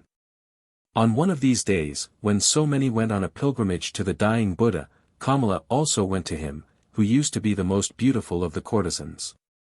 A long time ago, she had retired from her previous life, had given her garden to the monks of GOTAMA as a gift, had taken her refuge in the teachings, was among the friends and benefactors of the pilgrims. Together with Siddhartha the boy, her son, she had gone on her way due to the news of the near death of GOTAMA, in simple clothes, on foot. With her little son, she was traveling by the river. But the boy had soon grown tired, desired to go back home, desired to rest, desired to eat, became disobedient and started whining. KAMALA often had to take a rest with him, he was accustomed to having his way against her, she had to feed him, had to comfort him, had to scold him. He did not comprehend why he had to go on this exhausting and sad pilgrimage with his mother, to an unknown place, to a stranger, who was holy and about to die. So what if he died? How did this concern the boy? The pilgrims were getting close to Vasudeva's ferry, when little Siddhartha once again forced his mother to rest. She, KAMALA herself, had also become tired, and while the boy was chewing a banana, she crouched down on the ground, closed her eyes a bit, and rested. But suddenly, she uttered a wailing scream, the boy looked at her in fear and saw her face having grown pale from horror, and from under her dress, a small, black snake fled, by which KAMALA had been bitten. Hurriedly, they now both ran along the path, in order to reach people, and got near to the ferry, there KAMALA collapsed, and was not able to go any further. But the boy started crying miserably, only interrupting it to kiss and hug his mother, and she also joined his loud screams for help, until the sound reached Vasudeva's ears, who stood at the ferry. Quickly, he came walking, took the woman on his arms, carried her into the boat, the boy ran along, and soon they all reached the hut, where Siddhartha stood by the stove and was just lighting the fire. He looked up and first saw the boy's face, which wondrously reminded him of something, like a warning to remember something he had forgotten. Then he saw KAMALA, whom he instantly recognized, though she lay unconscious in the ferryman's arms, and now he knew that it was his own son, whose face had been such a warning reminder to him, and the heart stirred in his chest. KAMALA's wound was washed, but had already turned black and her body was swollen, she was made to drink a healing potion. Her consciousness returned, she lay on Siddhartha's bed in the hut and bent over her stood Siddhartha, who used to love her so much. It seemed like a dream to her. With a smile, she looked at her friend's face. Just slowly she realized her situation, remembered the bite, called timidly for the boy. "He's with you, don't worry," said Siddhartha. Kamala looked into his eyes. She spoke with a heavy tongue, paralyzed by the poison. "You've become old, my dear," she said, "you've become gray. But you are like the young Samana, who at one time came without clothes, with dusty feet, to me into the garden. You are much more like him than you were like him at that time when you had left me and Kamaswami. In the eyes, you're like him, Siddhartha. Alas, I have also grown old, could you still recognize me?" Siddhartha smiled. "Instantly, I recognized you, Kamala, my dear." Kamala pointed to her boy and said, "Did you recognize him as well? He is your son." Her eyes became confused and fell shut. The boy wept. Siddhartha took him on his knees, let him weep, petted his hair, and at the sight of the child's face, a Brahman prayer came to his mind, which he had learned a long time ago, when he had been a little boy himself. Slowly, with a singing voice, he started to speak. From his past and childhood, the words came flowing to him. And with that sing-song, the boy became calm, was only now and then uttering a sob and fell asleep. Siddhartha placed him on Vasudeva's bed. Vasudeva stood by the stove and cooked rice. Siddhartha gave him a look, which he returned with a smile. "She'll die," Siddhartha said quietly. Vasudeva nodded. Over his friendly face ran the light of the stove's fire. Once again, Kamala returned to consciousness. Pain distorted her face. Siddhartha's eyes read the suffering on her mouth, on her pale cheeks. Quietly, he read it, attentively, waiting, his mind becoming one with her suffering. Kamala felt it, her gaze sought his eyes. Looking at him, she said, "Now I see that your eyes have changed as well. They've become completely different. By what do I still recognize that you're Siddhartha? It's you, and it's not you." Siddhartha said nothing. Quietly his eyes looked at hers. "You have achieved it?" she asked. "You have found peace?" He smiled and placed his hand on hers. "I'm seeing it," she said, "I'm seeing it. I too will find peace." "You have found it," Siddhartha spoke in a whisper. Kamala never stopped looking into his eyes. She thought about her pilgrimage to GOTAMA, which she wanted to take, in order to see the face of the perfected one, to breathe his peace, and she thought that she had now found him in his place, and that it was good, just as good as if she had seen the other one. She wanted to tell this to him, but the tongue no longer obeyed her will. Without speaking, she looked at him, and he saw the life fading from her eyes. When the final pain filled her eyes and made them grow dim, when the final shiver ran through her limbs, his finger closed her eyelids.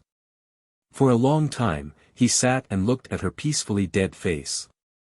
For a long time, he observed her mouth, her old, tired mouth, with those lips, which had become thin, and he remembered, that he used to, in the spring of his years, compare this mouth with a freshly cracked fig. For a long time, he sat, red in the pale face, in the tired wrinkles, filled himself with this sight, saw his own face lying in the same manner, just as white, just as quenched out, and saw at the same time his face and hers being young. With red lips, with fiery eyes, and the feeling of this both being present and at the same time real, the feeling of eternity, completely filled every aspect of his being. Deeply he felt, more deeply than ever before, in this hour, the indestructibility of every life, the eternity of every moment. When he rose, Vasudeva had prepared rice for him. But Siddhartha did not eat. In the stable, where their goat stood, the two old men prepared beds of straw for themselves, and Vasudeva lay himself down to sleep. But Siddhartha went outside and sat this night before the hut, listening to the river, surrounded by the past, touched and encircled by all times of his life at the same time. But occasionally, he rose, stepped to the door of the hut and listened, whether the boy was sleeping. Early in the morning, even before the sun could be seen, Vasudeva came out of the stable and walked over to his friend. "You haven't slept," he said. "No, Vasudeva. I sat here, I was listening to the river. A lot it has told me, deeply it has filled me with the healing thought, with the thought of oneness. You've experienced suffering, Siddhartha, but I see, no sadness has entered your heart." "No, my dear, how should I be sad? I, who have been rich and happy, have become even richer and happier now. My son has been given to me. Your son shall be welcome to me as well. But now, Siddhartha, let's get to work, there is much to be done. Kamala has died on the same bed on which my wife had died a long time ago. Let us also build Kamala's funeral pile on the same hill on which I had then built my wife's funeral pile." While the boy was still asleep, they built the funeral pile. The son. Timid and weeping, the boy had attended his mother's funeral. Gloomy and shy, he had listened to Siddhartha, who greeted him as his son and welcomed him at his place in Vasudeva's hut. Pale, he sat for many days by the hill of the dead, did not want to eat, gave no open look, did not open his heart, met his fate with resistance and denial. Siddhartha spared him and let him do as he pleased, he honored his mourning. Siddhartha understood that his son did not know him, that he could not love him like a father. Slowly, he also saw and understood that the 11-year-old was a pampered boy, a mother's boy, and that he had grown up in the habits of rich people, accustomed to finer food, to a soft bed, accustomed to giving orders to servants. Siddhartha understood that the mourning, pampered child could not suddenly and willingly be content with a life among strangers and in poverty. He did not force him, he did many a chore for him, always picked the best piece of the meal for him. Slowly, he hoped to win him over, by friendly patience. Rich and happy, he had called himself, when the boy had come to him. Since time had passed on in the meantime, and the boy remained a stranger and in a gloomy disposition, since he displayed a proud and stubbornly disobedient heart, did not want to do any work, did not pay his respect to the old men, stole from Vasudeva's fruit trees, then Siddhartha began to understand that his son had not brought him happiness and peace, but suffering and worry.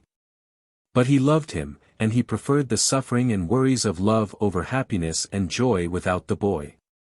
Since young Siddhartha was in the hut, the old men had split the work. Vasudeva had again taken on the job of the ferryman all by himself, and Siddhartha, in order to be with his son, did the work in the hut and the field. For a long time, for long months, Siddhartha waited for his son to understand him, to accept his love, to perhaps reciprocate it. For long months, Vasudeva waited, watching, waited and said nothing. One day, when Siddhartha the younger had once again tormented his father very much with spite and an unsteadiness in his wishes and had broken both of his rice bowls, Vasudeva took in the evening his friend aside and talked to him. "Pardon me," he said, "from a friendly heart, I'm talking to you. I'm seeing that you are tormenting yourself, I'm seeing that you're in grief. Your son, my dear, is worrying you, and he is also worrying me. That young bird is accustomed to a different life, to a different nest. He has not, like you, run away from riches and the city, being disgusted and fed up with it, against his will, he had to leave all this behind. I asked the river, O friend, many times I have asked it. But the river laughs, it laughs at me, it laughs at you and me, and is shaking with laughter at our foolishness. Water wants to join water, youth wants to join youth, your son is not in the place where he can prosper. You too should ask the river, you too should listen to it." Troubled, Siddhartha looked into his friendly face, in the many wrinkles of which there was incessant cheerfulness. "How could I part with him?" he said quietly, ashamed. "Give me some more time, my dear. See, I'm fighting for him, I'm seeking to win his heart, with love and with friendly patience I intend to capture it. One day, the river shall also talk to him, he also is called upon." Vasudeva's smile flourished more warmly. "Oh yes, he too is called upon, he too is of the eternal life. But do we, you and me, know what he is called upon to do, what path to take, what actions to perform, what pain to endure? Not a small one, his pain will be. After all, his heart is proud and hard. People like this have to suffer a lot, err a lot, do much injustice, burden themselves with much sin. Tell me, my dear, you're not taking control of your son's upbringing? You don't force him. You don't beat him. You don't punish him. No, Vasudeva, I don't do anything of this. I knew it. You don't force him, don't beat him, don't give him orders, because you know that soft is stronger than hard, water stronger than rocks, love stronger than force. Very good, I praise you. But aren't you mistaken in thinking that you wouldn't force him, wouldn't punish him? Don't you shackle him with your love? Don't you make him feel inferior every day, and don't you make it even harder on him with your kindness and patience? Don't you force him, the arrogant and pampered boy, to live in a hut with 2 old banana-eaters, to whom even rice is a delicacy, whose thoughts can't be his, whose hearts are old and quiet and beat in a different pace than his? Isn't he forced, isn't he punished by all this? Troubled, Siddhartha looked to the ground. Quietly, he asked, what do you think should I do? Quoth Vasudeva, bring him into the city, bring him into his mother's house, there'll still be servants around, give him to them. And when there aren't any around any more, bring him to a teacher, not for the teaching's sake, but so that he shall be among other boys, and among girls, and in the world which is his own. Have you never thought of this? You're seeing into my heart, Siddhartha spoke sadly. Often, I have thought of this. But look, how shall I put him, who had no tender heart anyhow, into this world? Won't he become exuberant, won't he lose himself to pleasure and power, won't he repeat all of his father's mistakes, won't he perhaps get entirely lost in Sansara? Brightly, the ferryman's smile lit up. Softly, he touched Siddhartha's arm and said, ask the river about it, my friend. Hear it laugh about it. Would you actually believe that you had committed your foolish acts in order to spare your son from committing them too? And could you in any way protect your son from Sansara? How could you? By means of teachings, prayer, admonition. My dear, have you entirely forgotten that story containing so many lessons, that story about Siddhartha, a Brahmin's son, which you once told me here on this very spot? Who has kept the Samma Siddhartha safe from Sansara, from sin, from greed, from foolishness? Were his father's religious devotion, his teacher's warnings, his own knowledge, his own search able to keep him safe? Which father, which teacher had been able to protect him from living his life for himself, from soiling himself with life, from burdening himself with guilt, from drinking the bitter drink for himself, from finding his path for himself? Would you think, my dear, anybody might perhaps be spared from taking this path? That perhaps your little son would be spared, because you love him, because you would like to keep him from suffering in pain and disappointment. But even if you would die 10 times for him, you would not be able to take the slightest part of his destiny upon yourself. Never before, Vasudeva had spoken so many words. Kindly, Siddhartha thanked him, went troubled into the hut, could not sleep for a long time. Vasudeva had told him nothing he had not already thought and known for himself. But this was a knowledge he could not act upon. Stronger than the knowledge was his love for the boy, stronger was his tenderness, his fear to lose him. Had he ever lost his heart so much to something, had he ever loved any person thus blindly, thus sufferingly, thus unsuccessfully, and yet thus happily? Siddhartha could not heed his friend's advice, he could not give up the boy. He let the boy give him orders, he let him disregard him. He said nothing and waited. Daily, he began the mute struggle of friendliness, the silent war of patience. Vasudeva also said nothing and waited, friendly, knowing, patient. They were both masters of patience. At one time, when the boy's face reminded him very much of Kamala, Siddhartha suddenly had to think of a line which Kamala a long time ago, in the days of their youth, had once said to him. You cannot love, she had said to him, and he had agreed with her and had compared himself with a star, while comparing the childlike people with falling leaves, and nevertheless he had also sensed an accusation in that line. Indeed, he had never been able to lose or devote himself completely to another person, to forget himself, to commit foolish acts for the love of another person. Never he had been able to do this, and this was, as it had seemed to him at that time, the great distinction which set him apart from the childlike people. But now, since his son was here, now he, Siddhartha, had also become completely a childlike person, suffering for the sake of another person, loving another person, lost to a love, having become a fool on account of love. Now he too felt, late, once in his lifetime, this strongest and strangest of all passions, suffered from it, suffered miserably, and was nevertheless in bliss, was nevertheless renewed in one respect, enriched by one thing. He did sense very well that this love, this blind love for his son, was a passion, something very human, that it was SANSARA, a murky source, dark waters. Nevertheless, he felt at the same time, it was not worthless, it was necessary, came from the essence of his own being. This pleasure also had to be atoned for, this pain also had to be endured, these foolish acts also had to be committed. Through all this, the son let him commit his foolish acts, let him court for his affection, let him humiliate himself every day by giving in to his moods. This father had nothing which would have delighted him and nothing which he would have feared. He was a good man, this father, a good, kind, soft man, perhaps a very devout man, perhaps a saint, all these were no attributes which could win the boy over. He was bored by this father, who kept him prisoner here in this miserable hut of his, he was bored by him, and for him to answer every naughtiness with a smile, every insult with friendliness, every viciousness with kindness. This very thing was the hated trick of this old sneak. Much more the boy would have liked it if he had been threatened by him, if he had been abused by him. A day came when what young Siddhartha had on his mind came bursting forth, and he openly turned against his father. The latter had given him a task, he had told him to gather brushwood.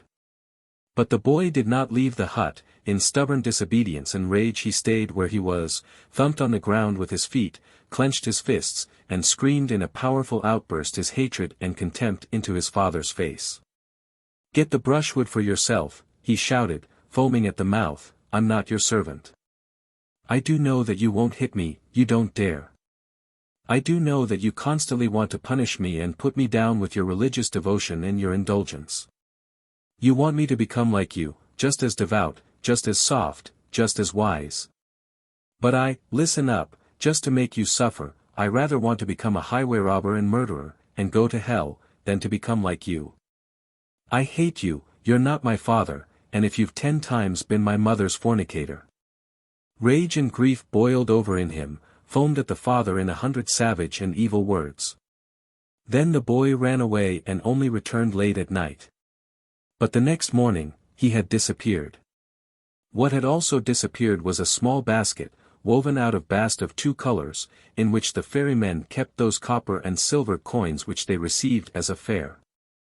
The boat had also disappeared, Siddhartha saw it lying by the opposite bank. The boy had run away. "I must follow him," said Siddhartha, who had been shivering with grief since those ranting speeches the boy had made yesterday. "A child can't go through the forest all alone. He'll perish. We must build a raft, Vasudeva, to get over the water." "We will build a raft," said Vasudeva, "to get our boat back, which the boy has taken away. But him, you shall let run along, my friend, he is no child any more, he knows how to get around.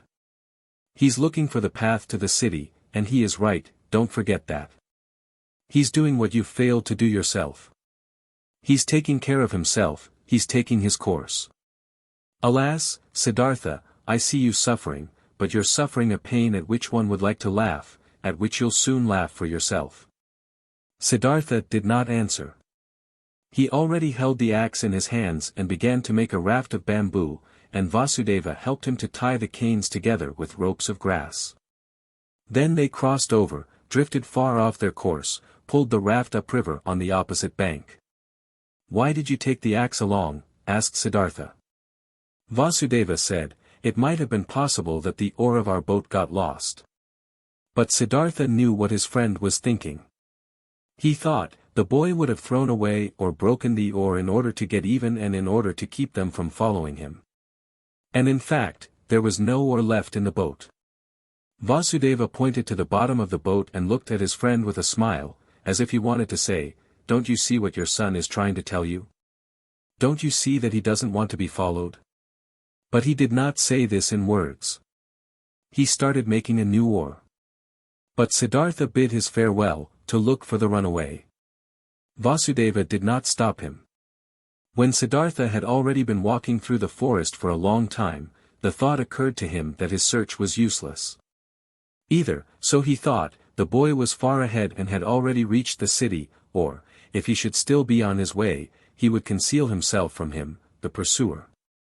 As he continued thinking, he also found that he, on his part, was not worried for his son, that he knew deep inside that he had neither perished nor was in any danger in the forest. Nevertheless, he ran without stopping, no longer to save him, just to satisfy his desire, just to perhaps see him one more time. And he ran up to just outside of the city. When, near the city, he reached a wide road, he stopped, by the entrance of the beautiful pleasure garden, which used to belong to KAMALA, where he had seen her for the first time in her sedan chair. The past rose up in his soul, again he saw himself standing there, young, a bearded, naked Samana, the hair full of dust. For a long time, Siddhartha stood there and looked through the open gate into the garden, seeing monks in yellow robes walking among the beautiful trees. For a long time, he stood there, pondering, seeing images, listening to the story of his life. For a long time, he stood there, looked at the monks, saw a young Siddhartha in their place, saw a young Kamala walking among the high trees. Clearly, he saw himself being served food and drink by Kamala, receiving his first kiss from her, looking proudly and disdainfully back on his Brahmanism, beginning proudly and full of desire his worldly life. He saw Kamaswami, saw the servants, the orgies, the gamblers with the dice, the musicians, saw Kamala's songbird in the cage, lived through all this once again, breathed SANSARA, was once again old and tired, felt once again disgust. Felt once again the wish to annihilate himself, was once again healed by the holy Om.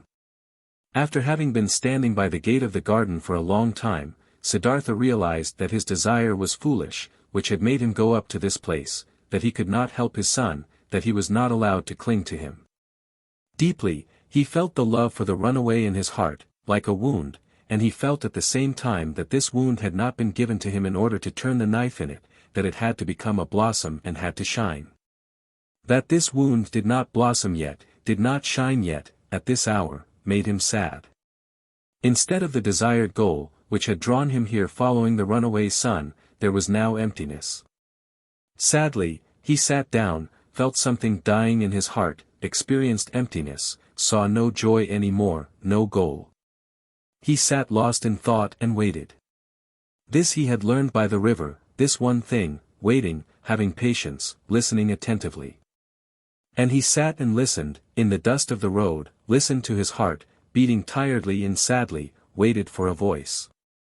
Many an hour he crouched, listening, saw no images any more, fell into emptiness, let himself fall, without seeing a path.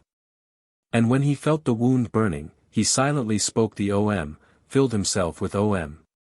The monks in the garden saw him, and since he crouched for many hours, and dust was gathering on his grey hair, one of them came to him and placed 2 bananas in front of him. The old man did not see him. From this petrified state, he was awoken by a hand touching his shoulder. Instantly, he recognized this touch, this tender, bashful touch, and regained his senses. He rose and greeted Vasudeva, who had followed him. And when he looked into Vasudeva's friendly face, into the small wrinkles, which were as if they were filled with nothing but his smile, into the happy eyes, then he smiled too. Now he saw the bananas lying in front of him, picked them up, gave one to the ferryman, ate the other one himself. After this, he silently went back into the forest with Vasudeva, returned home to the ferry. Neither one talked about what had happened today, neither one mentioned the boy's name, neither one spoke about him running away, neither one spoke about the wound. In the hut, Siddhartha lay down on his bed, and when after a while Vasudeva came to him, to offer him a bowl of coconut milk, he already found him asleep. Om. For a long time, the wound continued to burn. Many a traveler Siddhartha had to ferry across the river who was accompanied by a son or a daughter, and he saw none of them without envying him, without thinking, so many thousands possess this sweetest of good fortunes, why don't I? Even bad people, even thieves and robbers have children and love them, and are being loved by them, all except for me. Thus simply, thus without reason he now thought, thus similar to the childlike people he had become.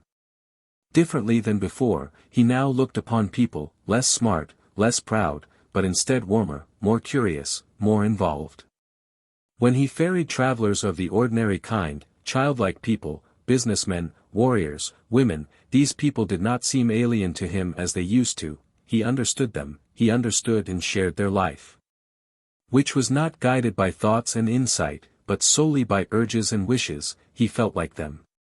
Though he was near perfection and was bearing his final wound, it still seemed to him as if those childlike people were his brothers, their vanities, desires for possession, and ridiculous aspects were no longer ridiculous to him.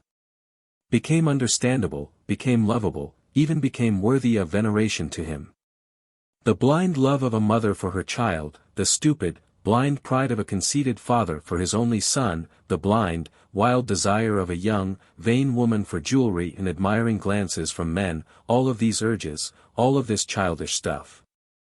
All of these simple, foolish, but immensely strongly living, strongly prevailing urges and desires were now no childish notions for Siddhartha any more. He saw people living for their sake, saw them achieving infinitely much for their sake. Traveling, conducting wars, suffering infinitely much, bearing infinitely much, and he could love them for it. He saw life, that what is alive, the indestructible, the Brahman in each of their passions, each of their acts. Worthy of love and admiration were these people in their blind loyalty, their blind strength and tenacity. They lacked nothing, there was nothing the knowledgeable one, the thinker, had to put him above them except for one little thing, a single, tiny, small thing, the consciousness, the conscious thought of the oneness of all life. And Siddhartha even doubted in many an hour, whether this knowledge, this thought was to be valued thus highly, whether it might not also perhaps be a childish idea of the thinking people, of the thinking and childlike people. In all other respects, the worldly people were of equal rank to the wise men, were often far superior to them, just as animals too can, after all, in some moments, seem to be superior to humans in their tough, unrelenting performance of what is necessary. Slowly blossomed, slowly ripened in Siddhartha the realization, the knowledge, what wisdom actually was, what the goal of his long search was. It was nothing but a readiness of the soul, an ability, a secret art, to think every moment, while living his life, the thought of oneness, to be able to feel and inhale the oneness. Slowly this blossomed in him, was shining back at him from Vasudeva's old, childlike face, harmony, knowledge of the eternal perfection of the world, smiling, oneness.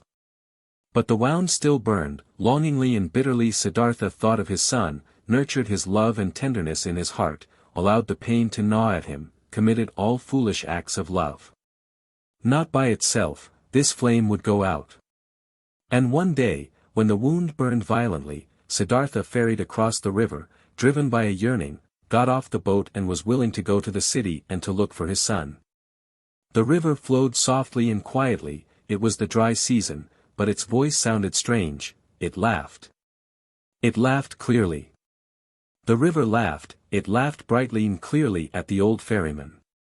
Siddhartha stopped, he bent over the water, in order to hear even better, and he saw his face reflected in the quietly moving waters, and in this reflected face there was something, which reminded him, something he had forgotten.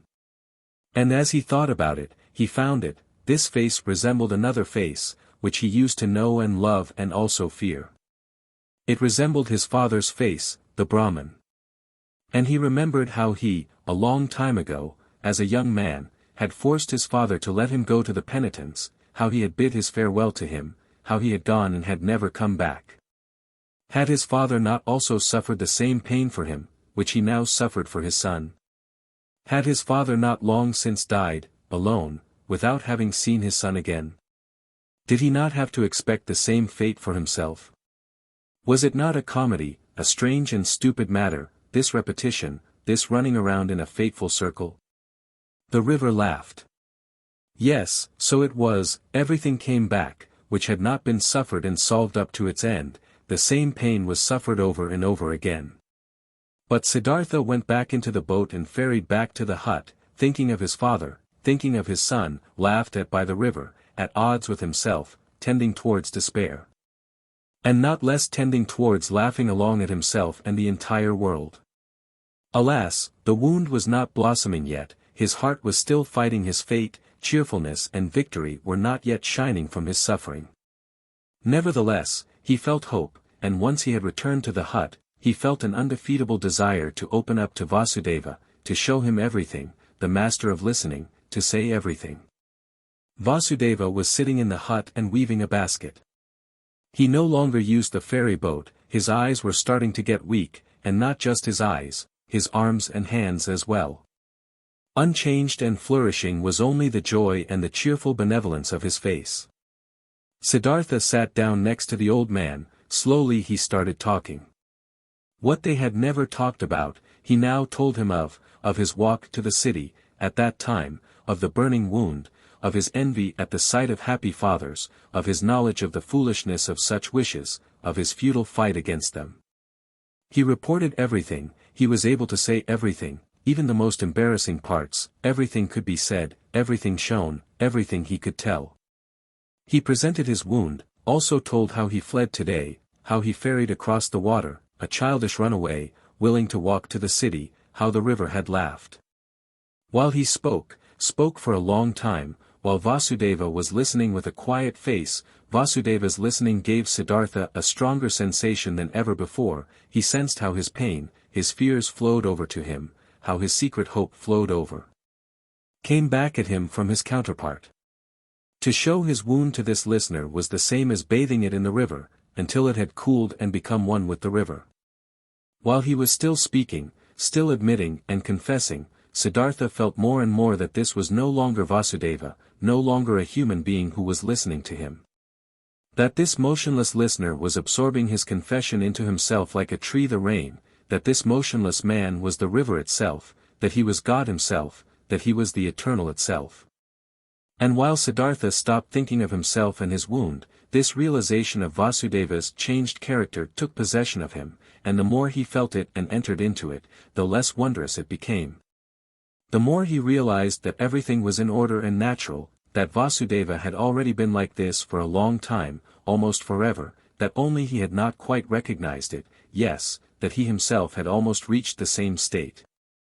He felt that he was now seeing old Vasudeva as the people see the gods, and that this could not last. In his heart, he started bidding his farewell to Vasudeva. Throughout all this, he talked incessantly. When he had finished talking, Vasudeva turned his friendly eyes, which had grown slightly weak, at him, said nothing, let his silent love and cheerfulness, understanding and knowledge, shine at him. He took Siddhartha's hand, led him to the seat by the bank, sat down with him, smiled at the river. You've heard it laugh, he said. But you haven't heard everything. Let's listen, you'll hear more. They listened. Softly sounded the river, singing in many voices. Siddhartha looked into the water, and images appeared to him in the moving water. His father appeared, lonely, mourning for his son. He himself appeared, lonely, he also being tied with the bondage of yearning to his distant son. His son appeared, lonely as well, the boy, greedily rushing along the burning course of his young wishes, each one heading for his goal, each one obsessed by the goal, each one suffering. The river sang with a voice of suffering, longingly it sang, longingly, it flowed towards its goal, lamentingly its voice sang. Do you hear? Vasudeva's mute gaze asked. Siddhartha nodded. Listen better. Vasudeva whispered. Siddhartha made an effort to listen better.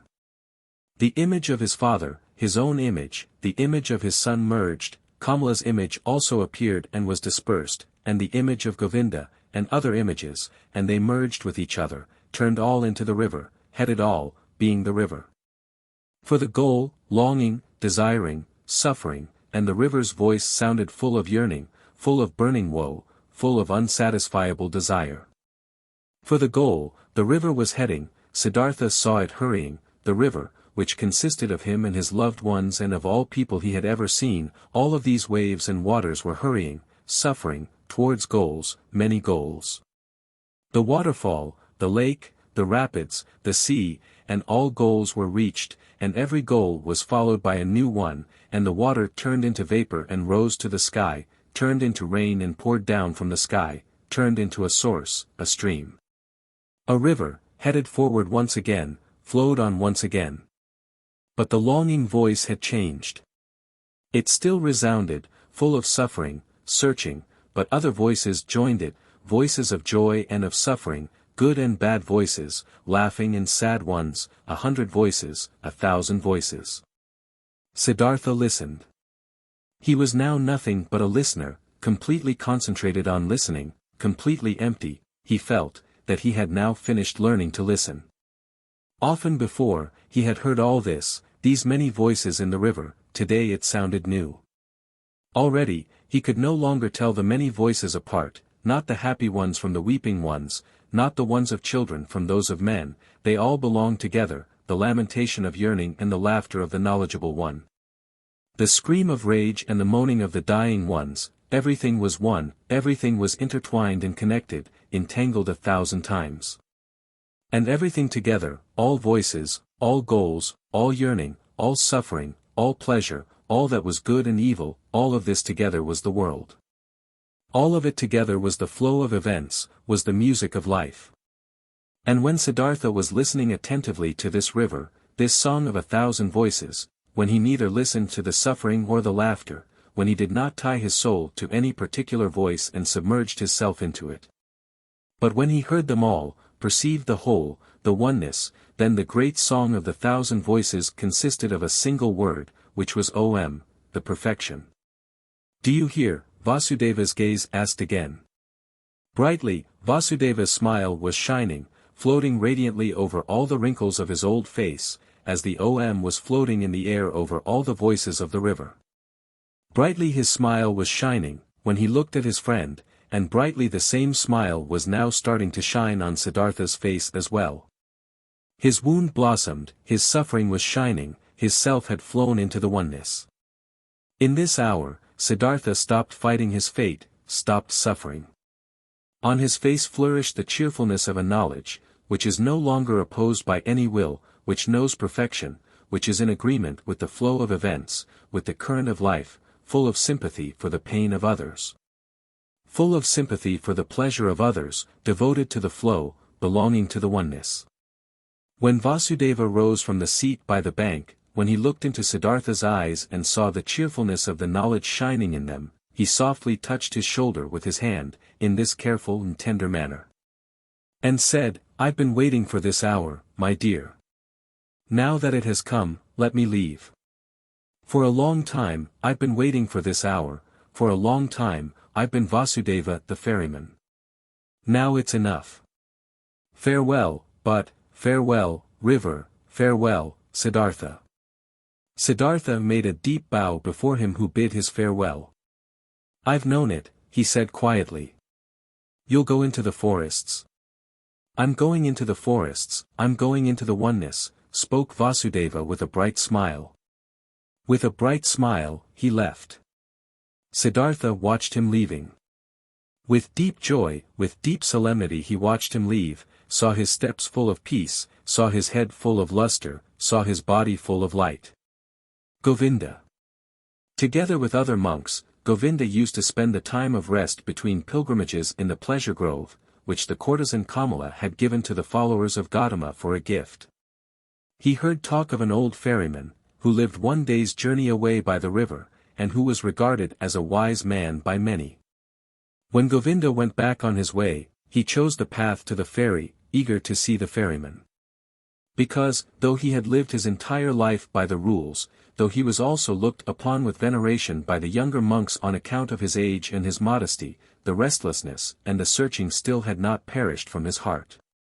He came to the river and asked the old man to ferry him over, and when they got off the boat on the other side, he said to the old man, You're very good to us monks and pilgrims, you have already ferried many of us across the river.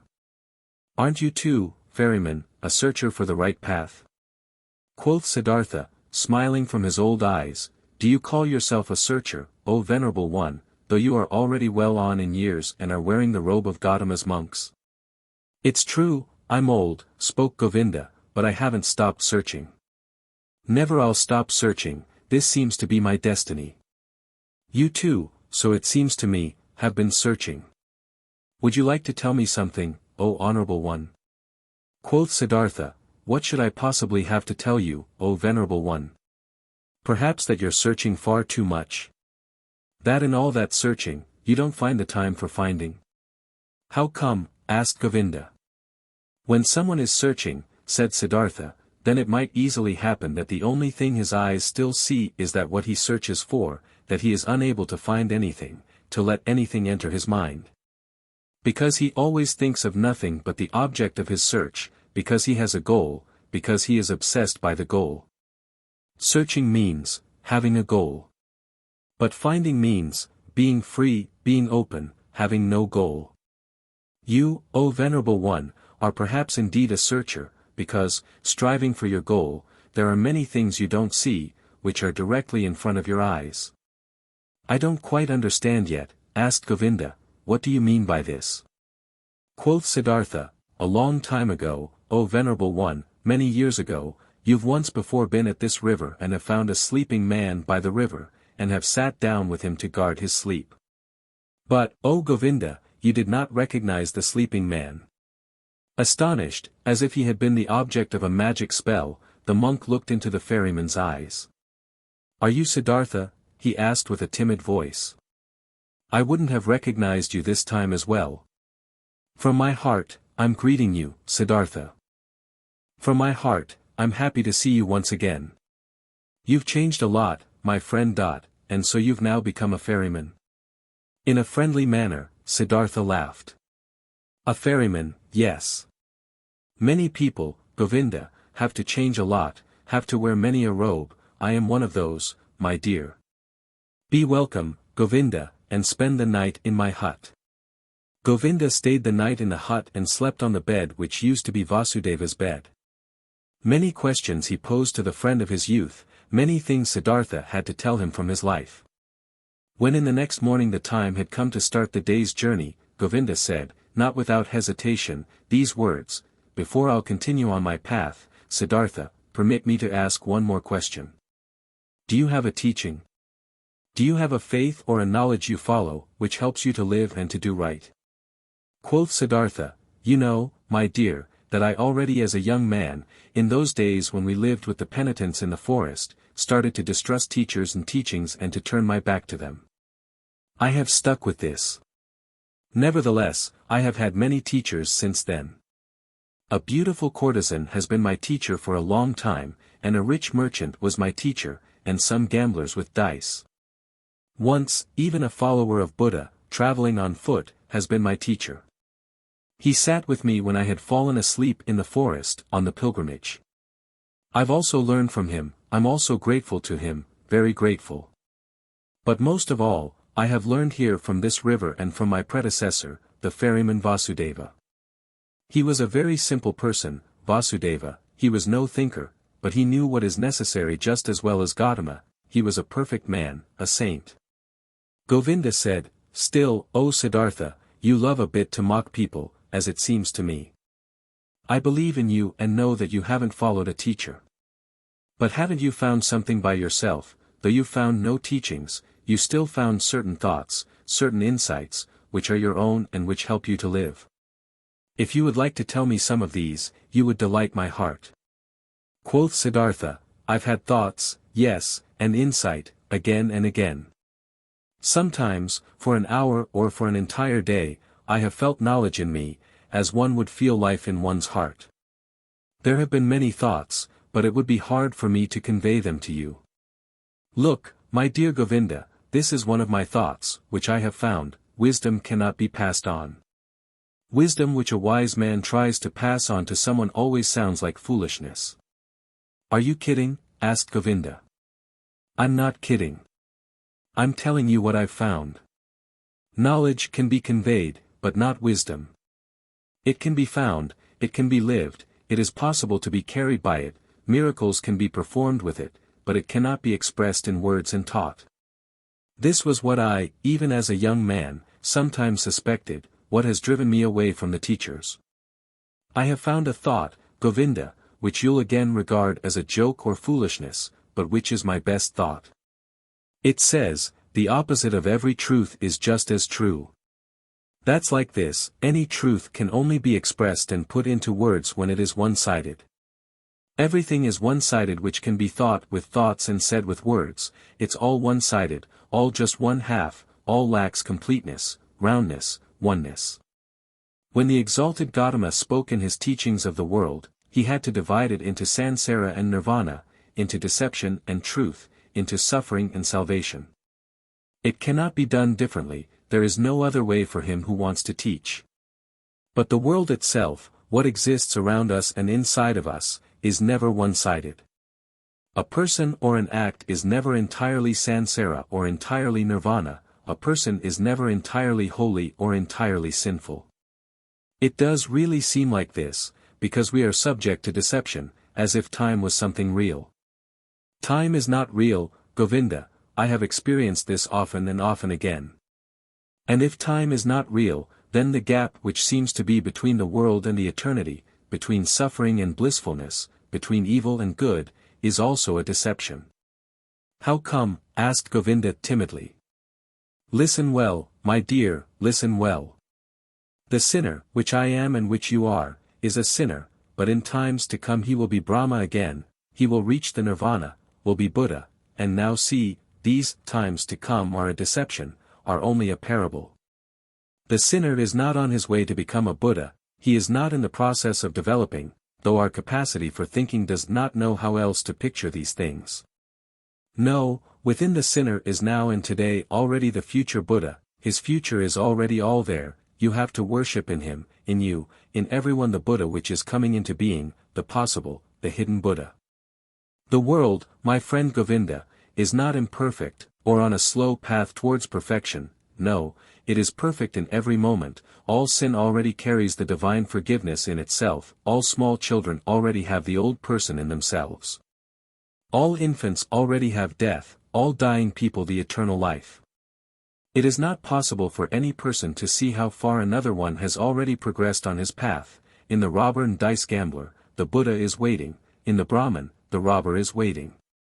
In deep meditation, there is the possibility to put time out of existence, to see all life which was, is, and will be as if it was simultaneous, and there everything is good, everything is perfect, everything is Brahman. Therefore, I see whatever exists as good, death is to me like life, sin like holiness, wisdom like foolishness, everything has to be as it is, everything only requires my consent, only my willingness, my loving agreement, to be good for me. To do nothing but work for my benefit, to be unable to ever harm me. I have experienced on my body and on my soul that I needed sin very much, I needed lust, the desire for possessions, vanity, and needed the most shameful despair, in order to learn how to give up all resistance. In order to learn how to love the world, in order to stop comparing it to some world I wished, I imagined, some kind of perfection I had made up, but to leave it as it is and to love it and to enjoy being a part of it. These, O Govinda, are some of the thoughts which have come into my mind. Siddhartha bent down, picked up a stone from the ground, and weighed it in his hand. This here, he said playing with it, is a stone, and will, after a certain time, perhaps turn into soil, and will turn from soil into a plant or animal or human being. In the past, I would have said, this stone is just a stone, it is worthless, it belongs to the world of the Maya. But because it might be able to become also a human being and a spirit in the cycle of transformations, therefore I also grant it importance. Thus, I would perhaps have thought in the past. But today I think, this stone is a stone, it is also animal, it is also God, it is also Buddha, I do not venerate and love it because it could turn into this or that, but rather because it is already and always everything, and it is this very fact. That it is a stone, that it appears to me now and today as a stone, this is why I love it and see worth and purpose in each of its veins and cavities, in the yellow, in the gray, in the hardness, in the sound it makes when I knock at it, in the dryness or wetness of its surface.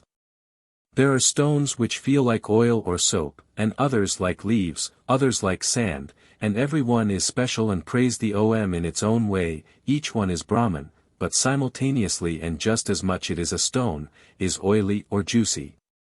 And this is the very fact which I like and regard as wonderful and worthy of worship. But let me speak no more of this.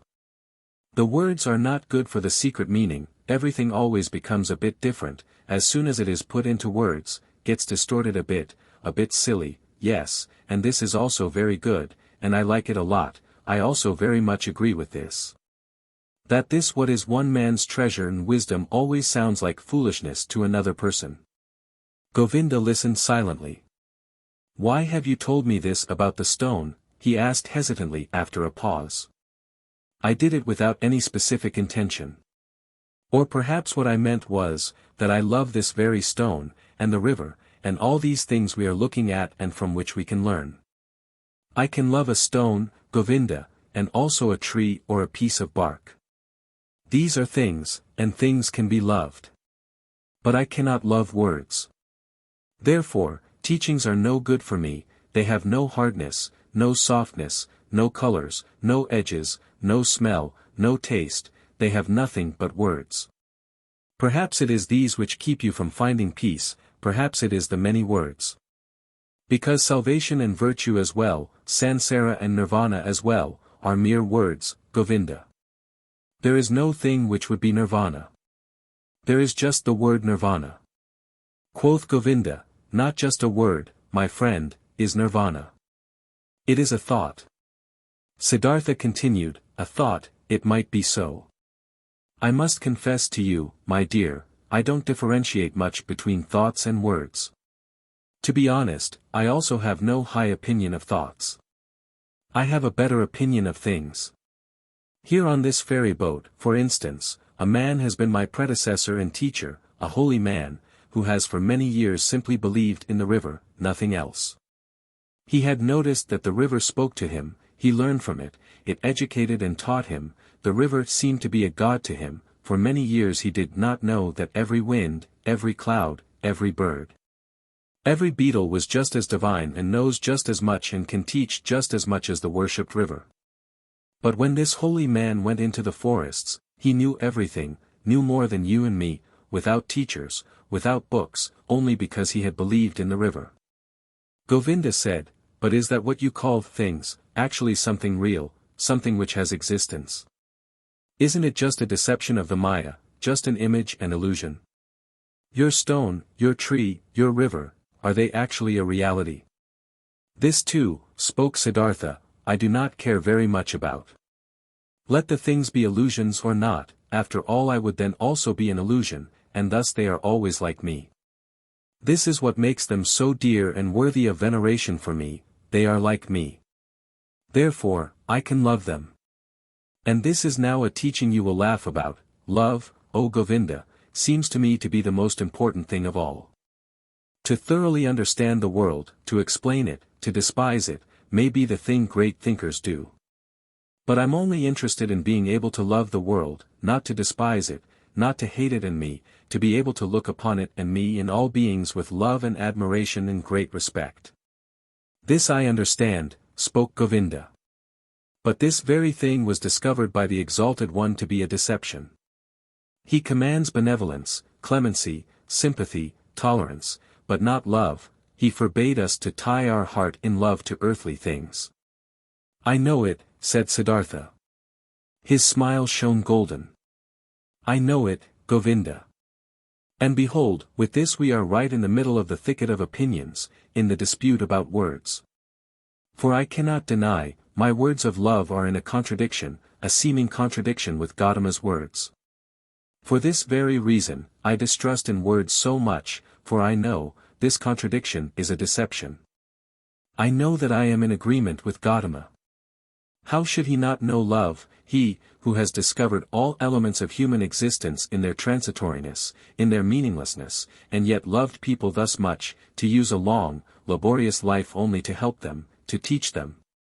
Even with him, even with your great teacher, I prefer the thing over the words, place more importance on his acts and life than on his speeches, more on the gestures of his hand than his opinions.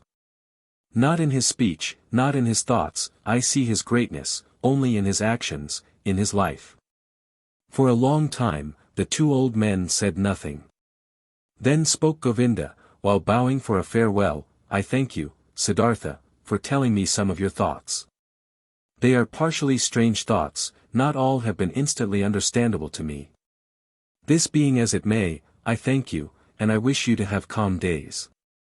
But secretly he thought to himself, this Siddhartha is a bizarre person, he expresses bizarre thoughts, his teachings sound foolish. So differently sound the exalted one's pure teachings, clearer, purer, more comprehensible, nothing strange, foolish, or silly is contained in them. But different from his thought seemed to me Siddhartha's hands and feet, his eyes, his forehead, his breath, his smile, his greeting, his walk. Never again, after our exalted GOTAMA has become one with the nirvana, never since then have I met a person of whom I felt, this is a holy man. Only him, this Siddhartha, I have found to be like this. May his teachings be strange, may his words sound foolish. Out of his gaze and his hand, his skin and his hair, out of every part of him shines a purity, shines a calmness, shines a cheerfulness and mildness and holiness, which I have seen in no other person since the final death of our exalted teacher. As Govinda thought like this, and there was a conflict in his heart, he once again bowed to Siddhartha, drawn by love. Deeply he bowed to him who was calmly sitting. Siddhartha, he spoke, we have become old men.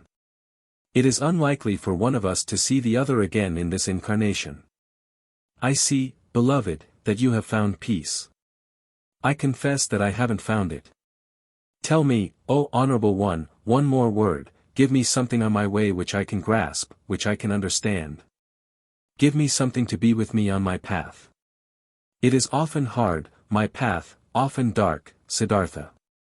Siddhartha said nothing and looked at him with the ever unchanged, quiet smile. Govinda stared at his face, with fear, with yearning, suffering, and the eternal search was visible in his look, eternal not finding. Siddhartha saw it and smiled. Bend down to me, he whispered quietly in Govinda's ear. Bend down to me. Like this, even closer. Very close. Kiss my forehead, Govinda. But while Govinda with astonishment, and yet drawn by great love and expectation, obeyed his words, bent down closely to him and touched his forehead with his lips, something miraculous happened to him. While his thoughts were still dwelling on Siddhartha's wondrous words, while he was still struggling in vain and with reluctance to think away time, to imagine nirvana and sansara as one. While even a certain contempt for the words of his friend was fighting in him against an immense love and veneration, this happened to him. He no longer saw the face of his friend Siddhartha, instead he saw other faces, many, a long sequence. A flowing river of faces, of hundreds, of thousands, which all came and disappeared, and yet all seemed to be there simultaneously, which all constantly changed and renewed themselves, and which were still all Siddhartha. He saw the face of a fish, a carp, with an infinitely painfully opened mouth, the face of a dying fish, with fading eyes, he saw the face of a newborn child, red and full of wrinkles, distorted from crying, he saw the face of a murderer.